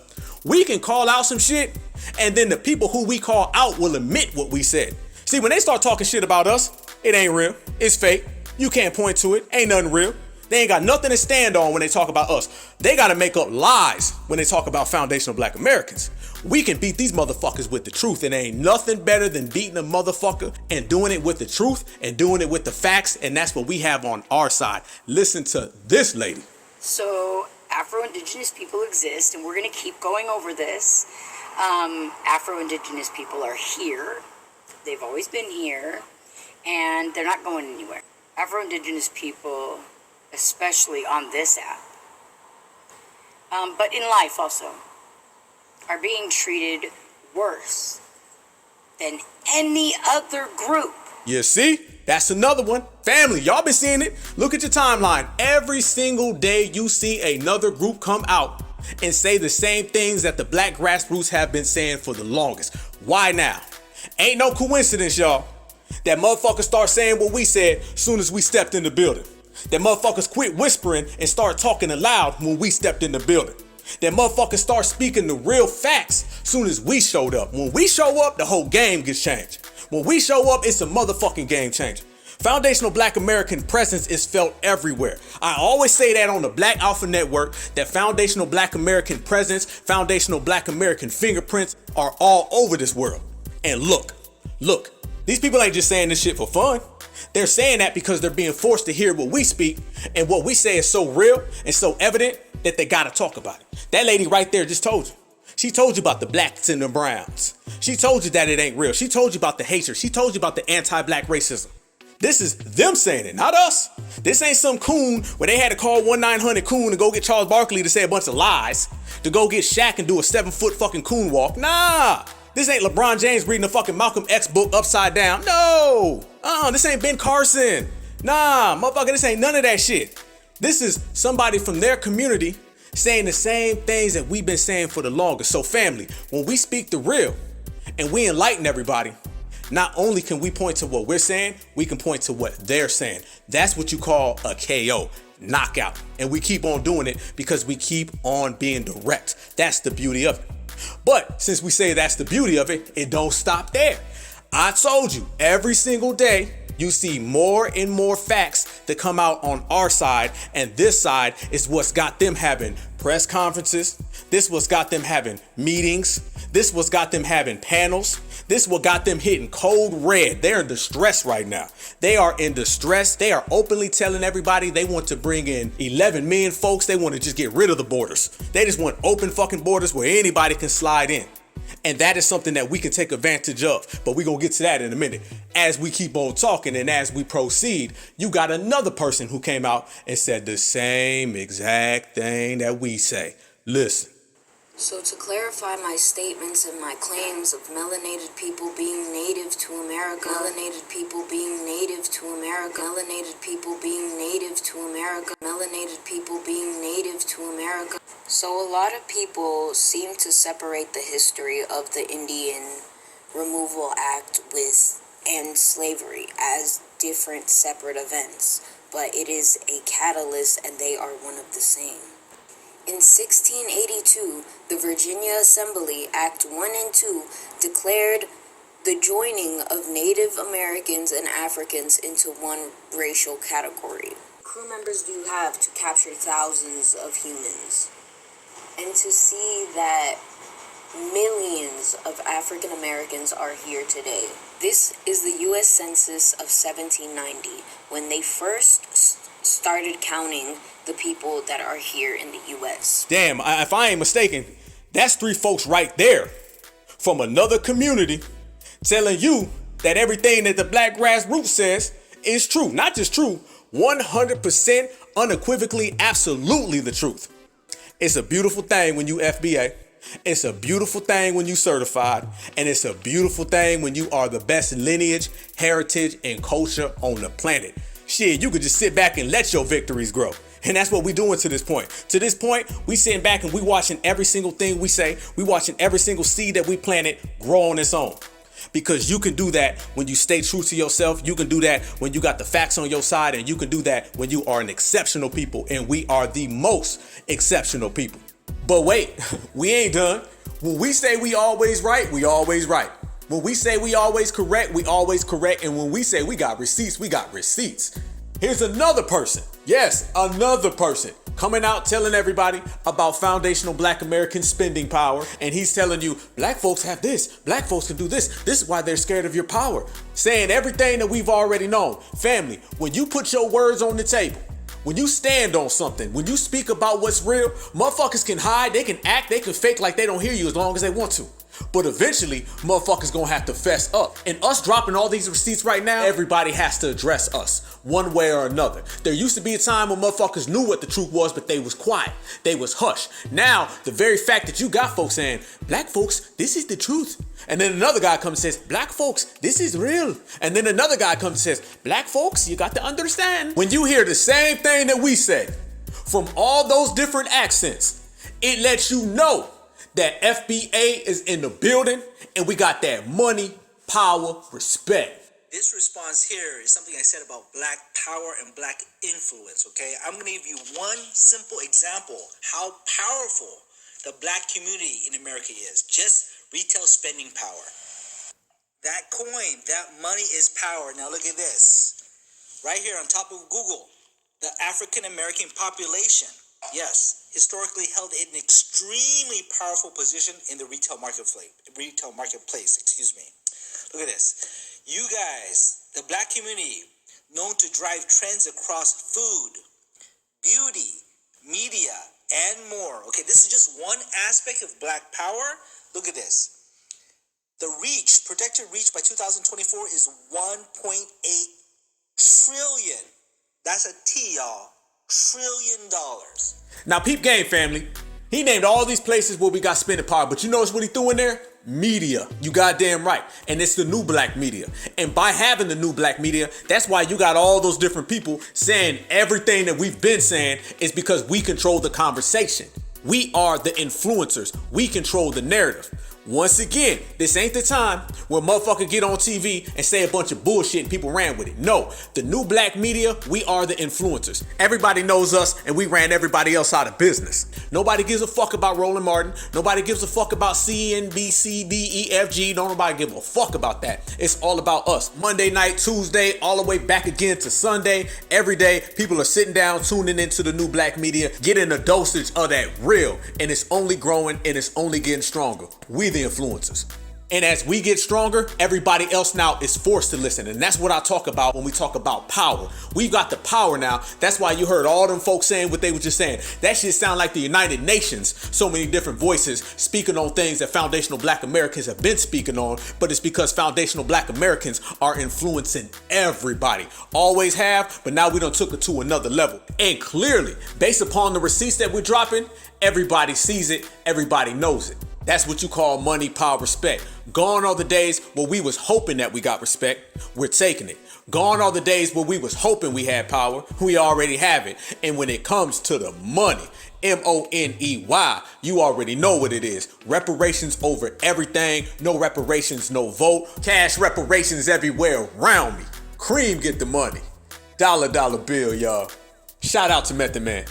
And we're going to get our money. Oh yeah, we're going to put pressure on everybody because that's what we do. And that's what they don't like. The fact that we put pressure on everybody. I'm telling you, making people uncomfortable is the best thing in the world because they know we got nothing but peace, power, and delivery. And when we deliver, we will deliver on your ass. So you better get up and you better get it moving. Foundational black Americans got everybody shook. When we say cash payments and money, we say cash payments and money. That's where it starts. I mean, hell, look right now. Joe Biden is out here sending more money to the Ukraine. I'm talking about 90 million here, 90 million there, giving out reparations packets. Hell, he gave a reparations packet for the climate change. So the motherfucking climate done got reparations before us. What the fuck? Think about that shit. They done gave the climate, and I'm not lying, family. Climate change has got reparations. Go ahead and look it up. Yes, so black Americans can't get reparations for slavery and bondage, but the climate can get reparations for bad air. You can't make that shit up. Tell me it ain't so. But it is. But that's all right. So they can go ahead and pay the motherfucking air. They can pay for pollution. They can pay for the goddamn clouds. But they gonna pay for FBA getting that check too. Run it. So when you start seeing them having these press conferences talking about 11 million people undocumented. I mean, he said every goddamn body. He said documented, undocumented, everyone. They're not just, see, back in the old days, hey, fam, back in the old days, they used to have to be real clever with their words. This is how you know they're getting very, very desperate. You can hear desperation in their tone. You can hear desperation in their word choice. You can see desperation in their mannerisms. They used to have to say things like, we as a people, border crises, refugees, migrants, DACA, dreamer. They used to have to say those things. Now they're just saying, we want 11 people here now. You feel me? They just saying, fuck that, skip that, skip that. Migrant didn't work. We call that out. Refugee didn't work. We call that out. Immigrants ain't working. Motherfuckers call that out.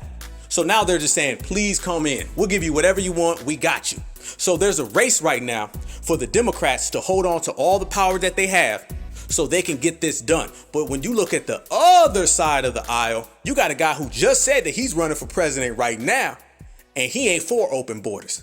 Listen. In order to make America great and glorious again, I am tonight announcing my candidacy for President of the United States.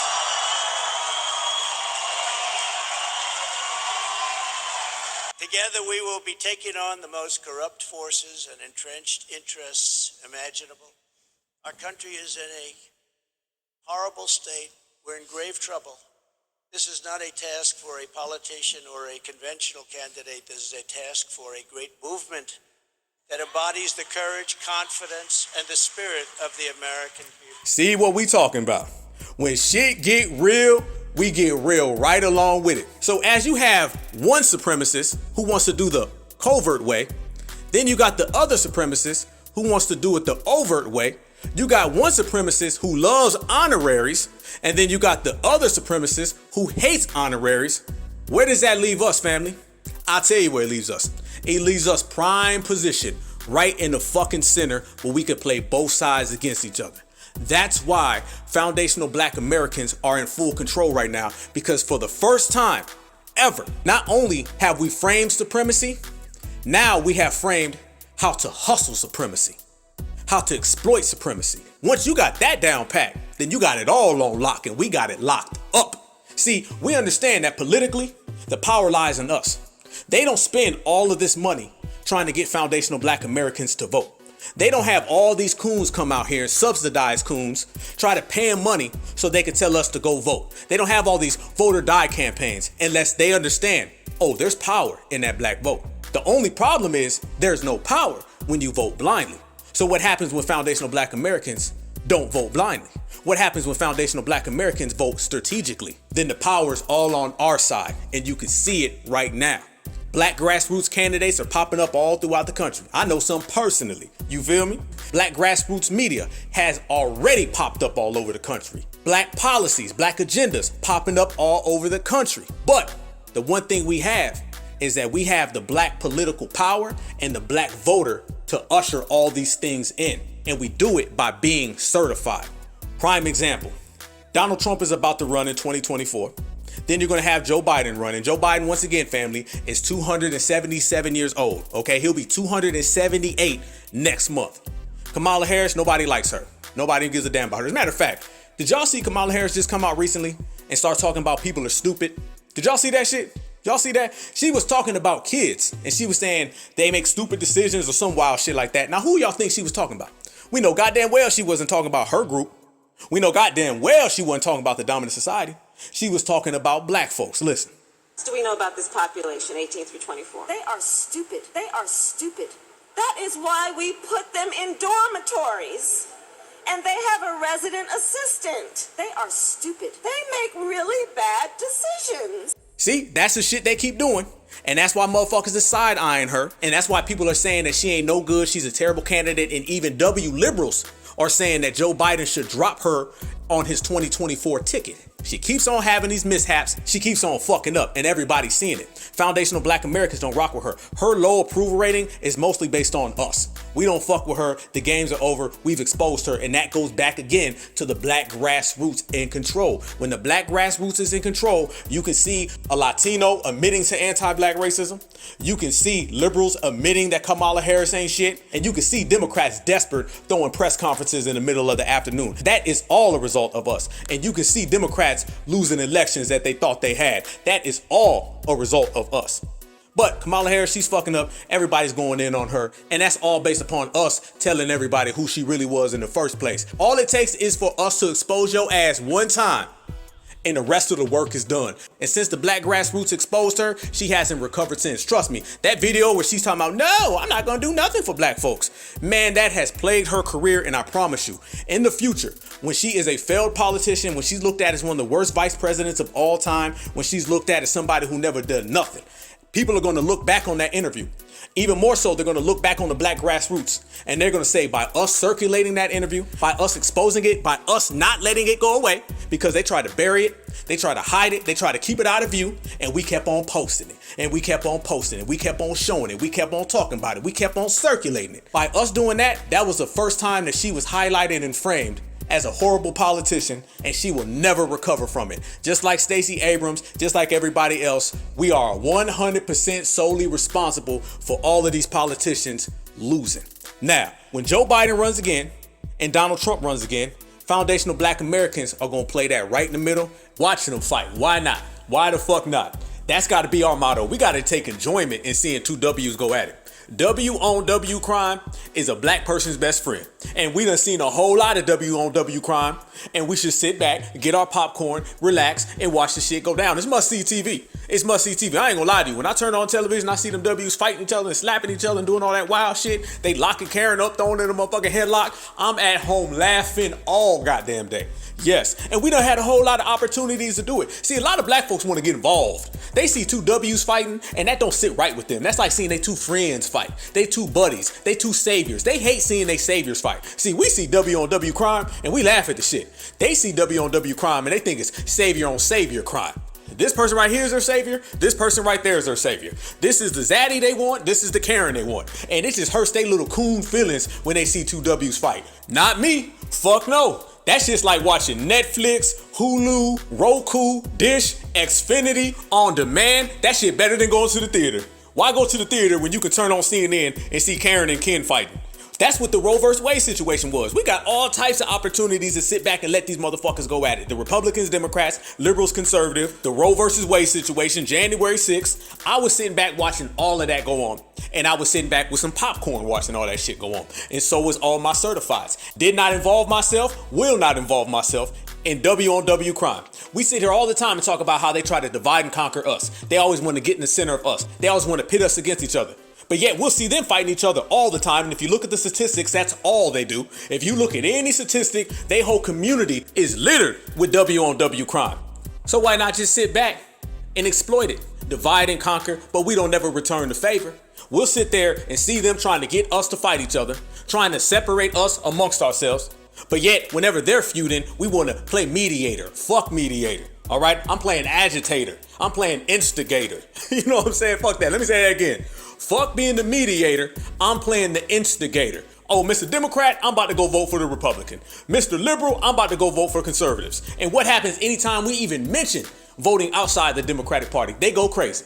They go crazy. And that's what we can do when it comes to Donald Trump. The conservatives want to build a wall. So I'm going to walk on over to the motherfucker who want to build a wall and say, hey, what y'all doing this election season? We might come through and vote for you.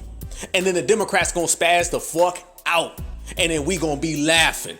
That's how you play the game. You know, we always talk about right here on the Black Alpha Network, the way you get political power is you got to create the atmosphere of these motherfuckers being uncomfortable. You got to create the atmosphere of them being uncertain. And the number one way you get them to be uncertain is you make them guess where your vote is going to go. And now that Donald Trump is through his hat in the race, and it's probably going to come down to Donald Trump and DeSantis, and who knows, they might even put the ticket together. That is prime position for foundational Black Americans to shake the Democratic Party to the fucking core. To the core. And in the process, guess what? They're closed border candidates, and I'm a closed border voter. So what you got right there? And this is how we could do it. I'm telling y'all, when that Roe vs. Wade situation happened, they was slamming them W women all over the goddamn place on TV. And I loved it because we didn't get involved. See, our thing is find out what concerns us and then find out what don't concern us. If it does not concern us, stay the fuck out of it. That right there is the number one principle. If Black folks understood that, we go far. If this shit got nothing to do with us, then I'm not lifting a finger. I'm not putting on no cape. I'm not swinging in to help somebody. See, the coons back in the day, they always want to get involved with somebody. There's not one conflict or one issue where you didn't see somebody trying to get involved on behalf of Black folks. I look at it like this. Don't nobody get involved on our issues. How many people showed up to our reparations rally as allies? Where the fuck were the allies at? Anytime a Black person gets harmed by a race soldier, where are the allies at? They're never to be found. So how the fuck can somebody never come to your defense, but you always come into someone else's defense? It don't work that way. We find out what don't concern us, and then we sit our asses down. If you got issues right here on this side of the street, you can catch me way the fuck on that side of the street. You got issues in this county, you can catch my ass way in that county. I get far the fuck away from issues that have nothing to do with foundational Black Americans as I can. And as I get away from them fucking issues, I make sure I get me some popcorn and a drink, and I sit back and watch these motherfuckers fight it out. You can gain a lot by letting motherfuckers fight it out amongst themselves and not getting involved. So no, we're not helping nobody. We're not flying in. We're not going to try to save Karen from Ken. We're not going to try to assist Ken with Karen. We're not going to try to help the liberals and the conservatives and the POCs and the minorities and the Ukrainians. Fuck no, no, no, fuck no, fuck hell no.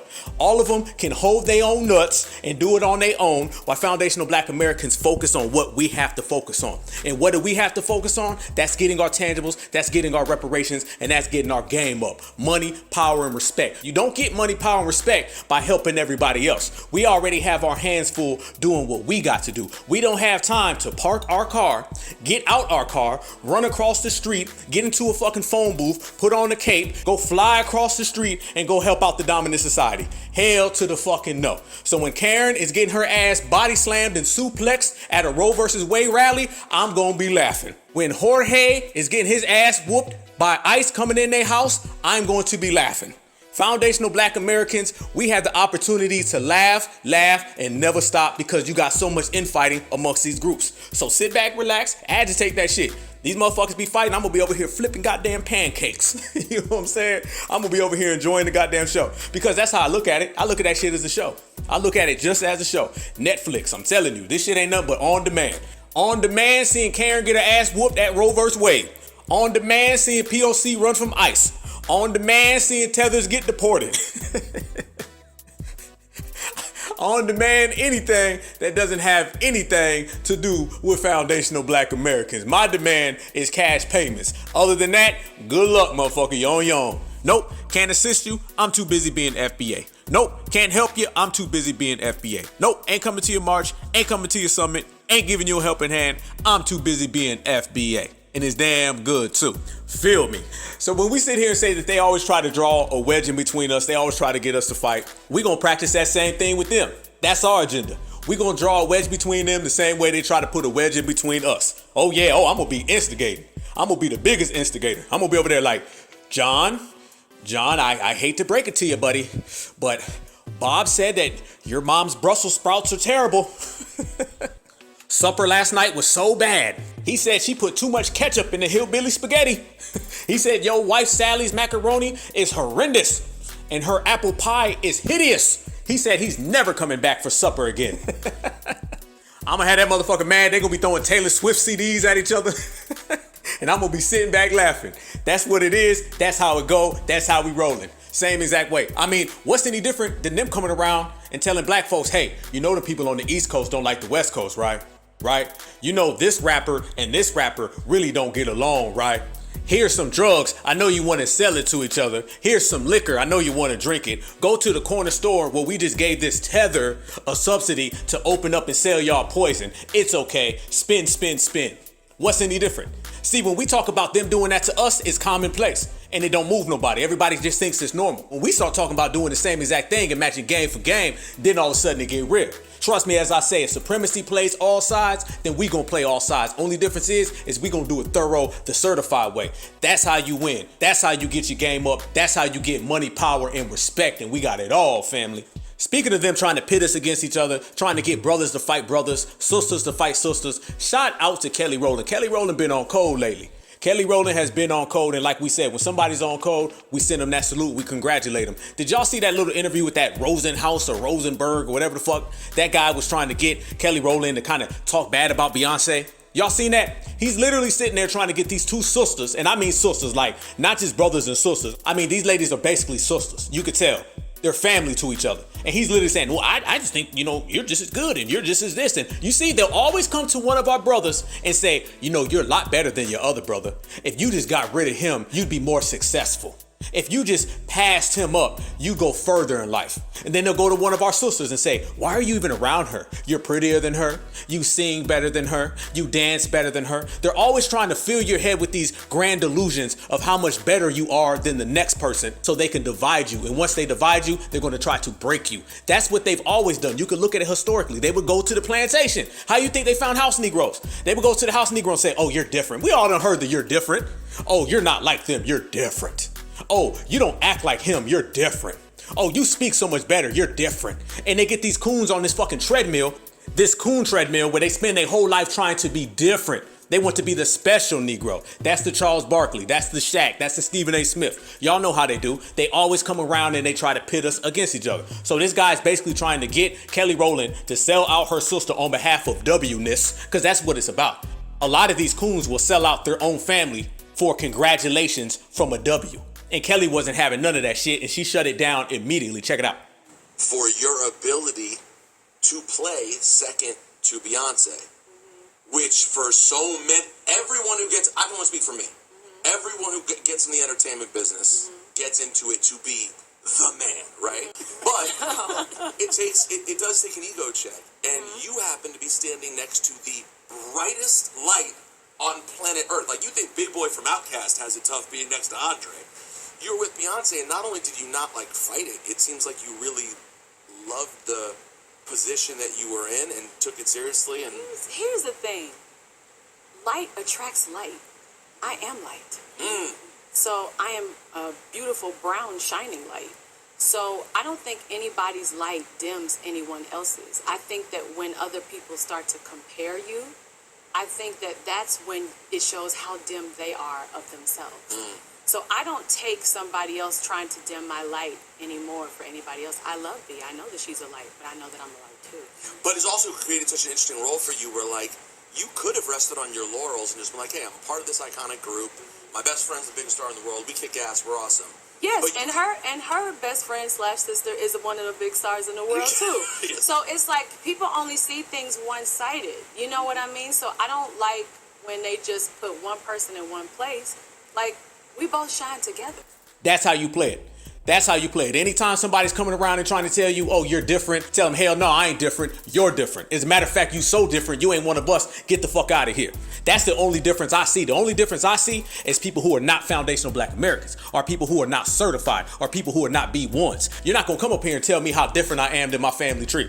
You're not going to tell me how different I am with my lineage. I am my lineage. I am my heritage. I am my culture, and I'm everybody who shares this lineage, heritage, and culture. Nobody's going to ever come around and tell me that my brother and me are two different people. As a matter of fact, that person is going to be highlighted as the different person. We're going to run their ass off the block. This isn't Africa, all right? You're not going to hit us with that tribal shit. And that's really what they do. They try to exploit that tribal shit, and they try to exploit the ego. See, in Africa, they'll let a colonizer pull up and go talk to somebody who looks like them, acts like them, walks like them, but just happens to be in a different tribe. The colonizer will show up and say, you know you different than that other tribe now.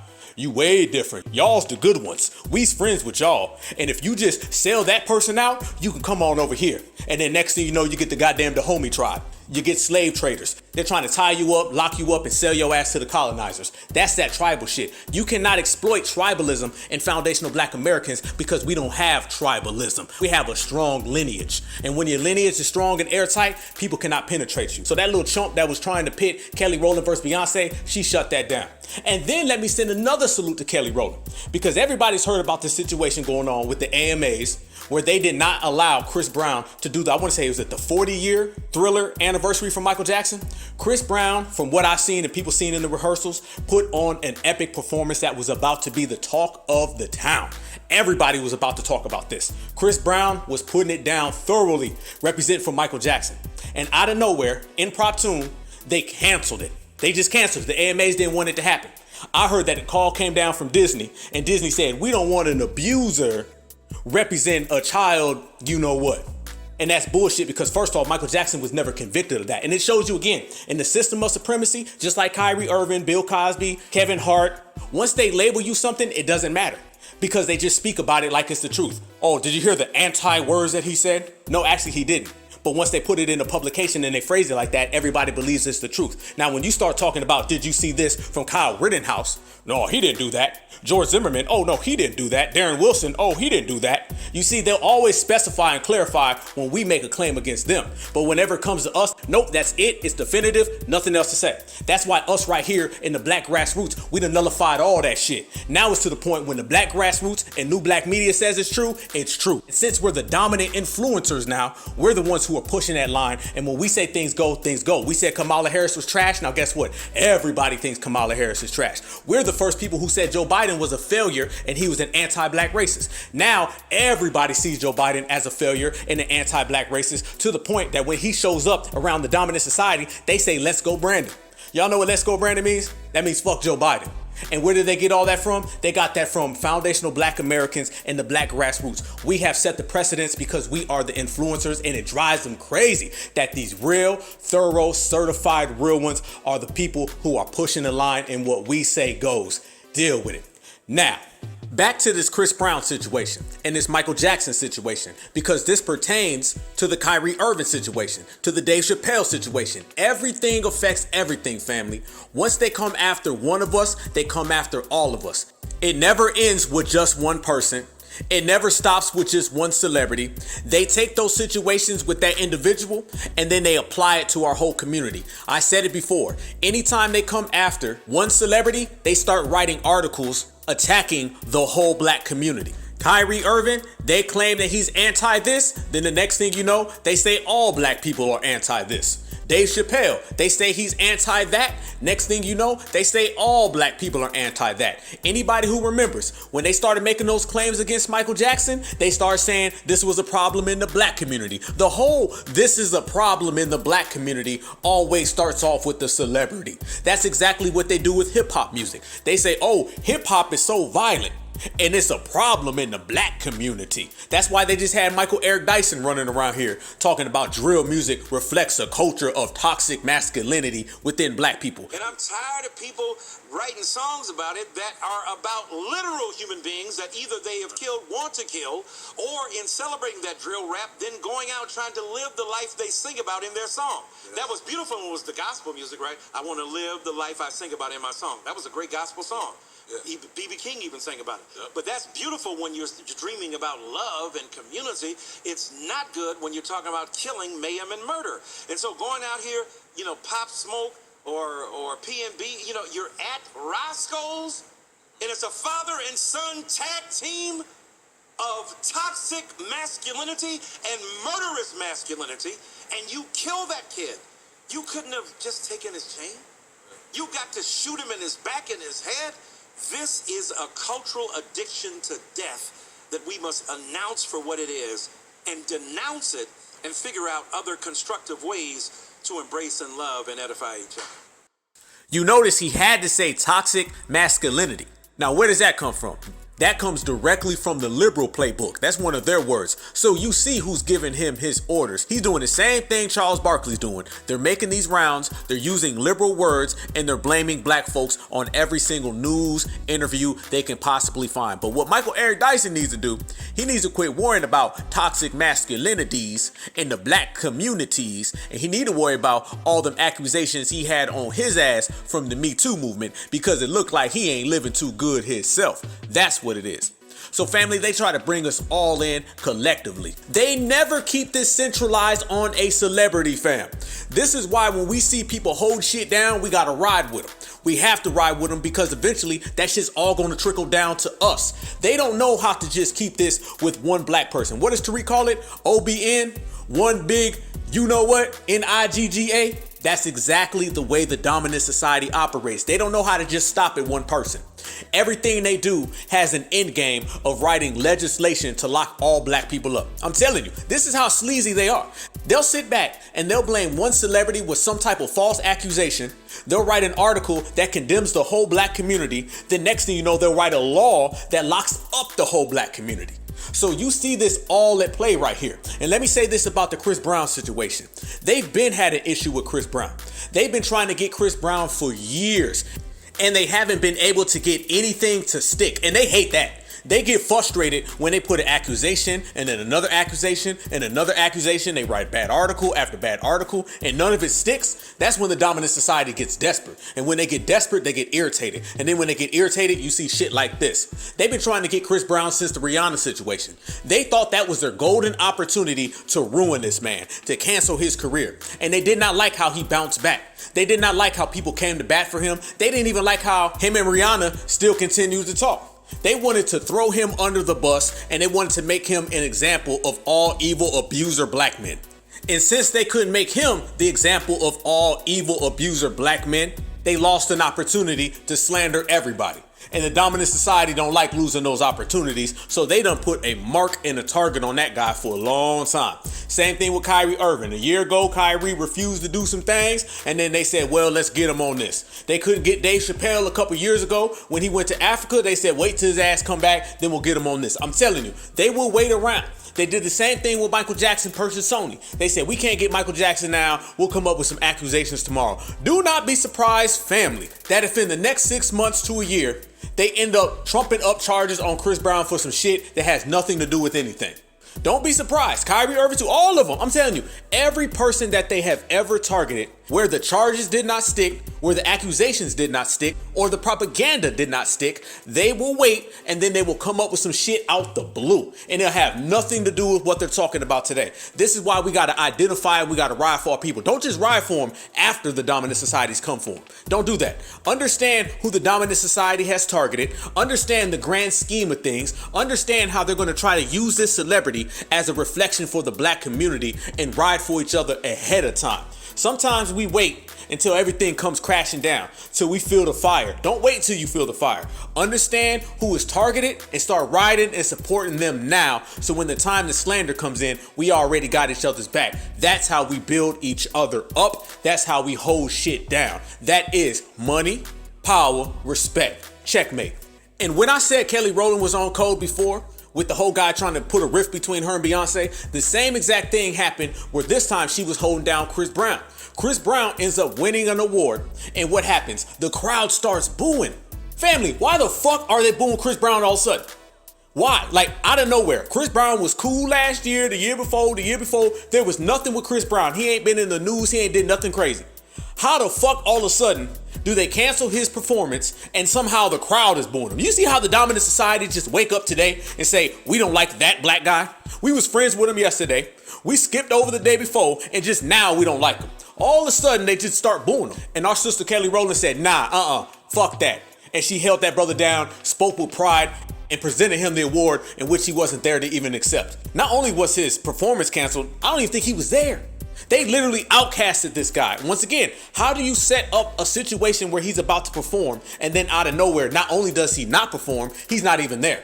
Didn't I just say that they will wake up one day and have a whole different complete agenda? That's exactly how they play it. They play it day by day, hour by hour, second by second, and at any time, a black brother or sister can be targeted based on the subjection of how they feel.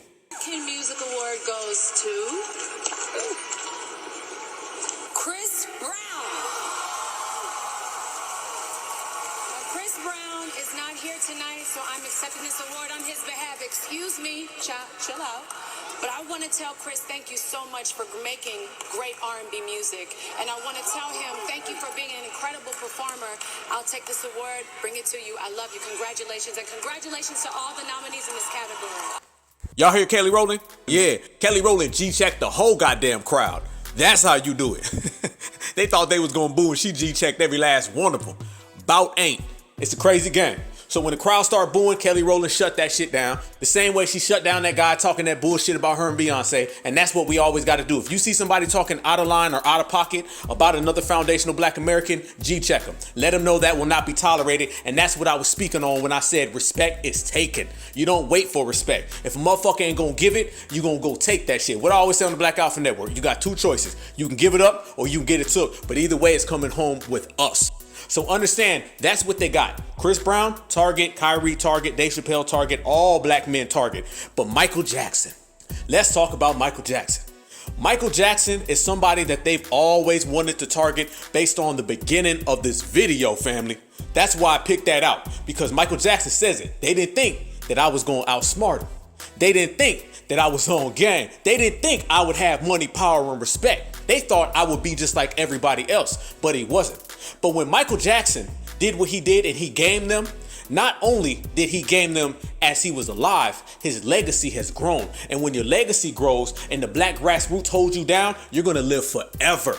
I said earlier, you can't ever show me a coon that's ever been remembered for anything strong, but heroes, legends, and our pillars live forever and they live amongst us. We are the ones holding Michael Jackson down because he lives amongst us, because his energy of his music and what he represented is foundational black American culture, and he is the biggest star in entertainment history, and they cannot stand that. They did not want Chris Brown performing and bringing up those Michael Jackson memories because a Michael Jackson super fan is born every day. There are children that were not even alive when Michael Jackson was alive, and they dance, they sing to him every day, and then when you tell them that Michael Jackson's gone, they cry.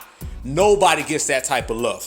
Nobody. And Michael Jackson got that love when he was alive. This isn't somebody who passed away and then his legend grew. No, Mike left this planet with that legacy. And since he's been gone, that legacy's only grown further and further.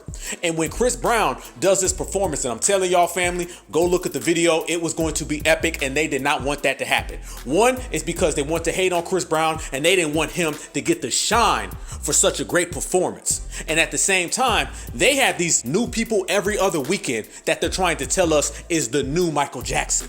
Then they had that W guy a couple weeks ago, a couple months ago, a year ago, and they were trying to say he was the new Michael Jackson. What was that guy's name?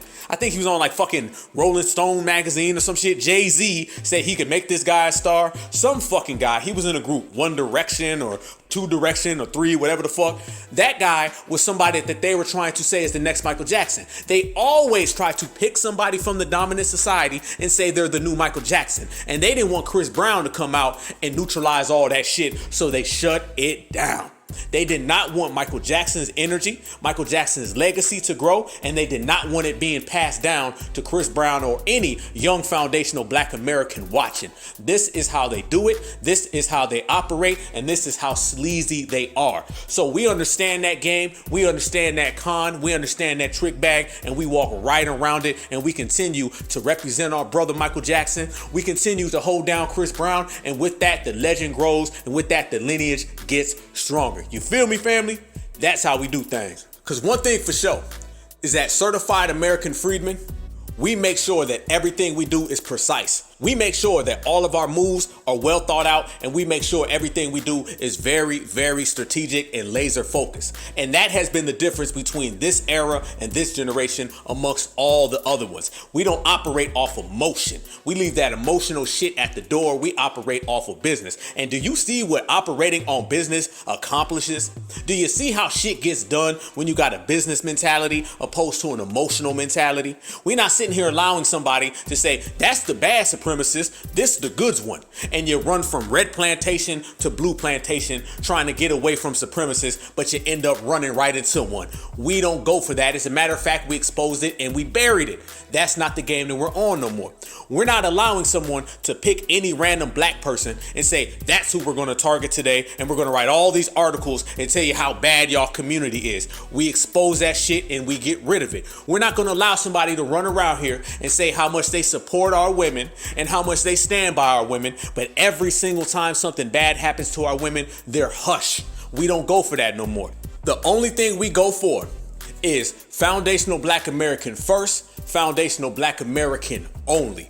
Once you got that, once you operate on that timeline, once you push that wave, then everything else falls into place, and everything else is falling into place. We are the influencers. We are the dominators. We are the thorough. We are the one and only certified Black society. And if you look around, the whole world want to be like us, but they ain't fly, so they don't qualify. That part. All right, fam, y'all know what time it is. Make sure you guys subscribe to the Black Alpha Network. Make sure you smash that like button. You know it's always my pleasure to sit down and chop it up with the family. Nothing better. Black AlphaCast every Tuesday at 8. Make sure y'all follow me on every platform, Twitter, Instagram, and right here, obviously on YouTube. We're going to keep this thing going, and we move as a family. But let me say this. Once again, I genuinely, humbly appreciate everybody who supports the Black Alpha Network. I appreciate from the bottom of my soul everybody who supports the Cash App. Trust me when I tell you that. I love our family tree. I love everything about us, and I'm going to continue with all the energy I have. And y'all know I got a hell of a lot of energy. I'm going to always continue to bring the real, and I'm going to always represent us in the best light, in the best fashion that I possibly can. I put that on everything I love, family. So I send a salute to y'all. I want y'all all to stay good, stay healthy, and stay strong. Remember this though. It's all about money, power, and respect. And with that, that comes holding down the foundational Black American next to you. We don't stand in front of our brothers and sisters. We stand side by side. Y'all remember that part in the Malcolm X movie where he's outside of the police station and he just tells them go and everybody starts marching? And they be like, boy, that's too much power. Too much power for them. But for us, it's just right because we were born powerful. That's how we move. We move in sync, we move on the same line, and we move on the same wave. That's what foundational Black Americans have always done. That's what foundational Black Americans will always do. And when I say foundational, I'm talking about you, all of us. Everybody at the same place, at the same time, with the same soul, gets things accomplished, gets things done, and gets us exactly where we're going. And that's at the very top. High speed. So everybody out there, man, y'all stay good, stay safe, stay vigilant, stay real. Make sure you tap into the Black Alpha Network. We're going to continue to keep bringing that heat, bringing that fire. We got a lot of things loaded up. We got a lot of things direct, and we got a lot of things coming. So with that said, I'm going to let everybody enjoy yourself. Have a great night. Stay safe. And remember always that black is beautiful and beautiful is always black. One love.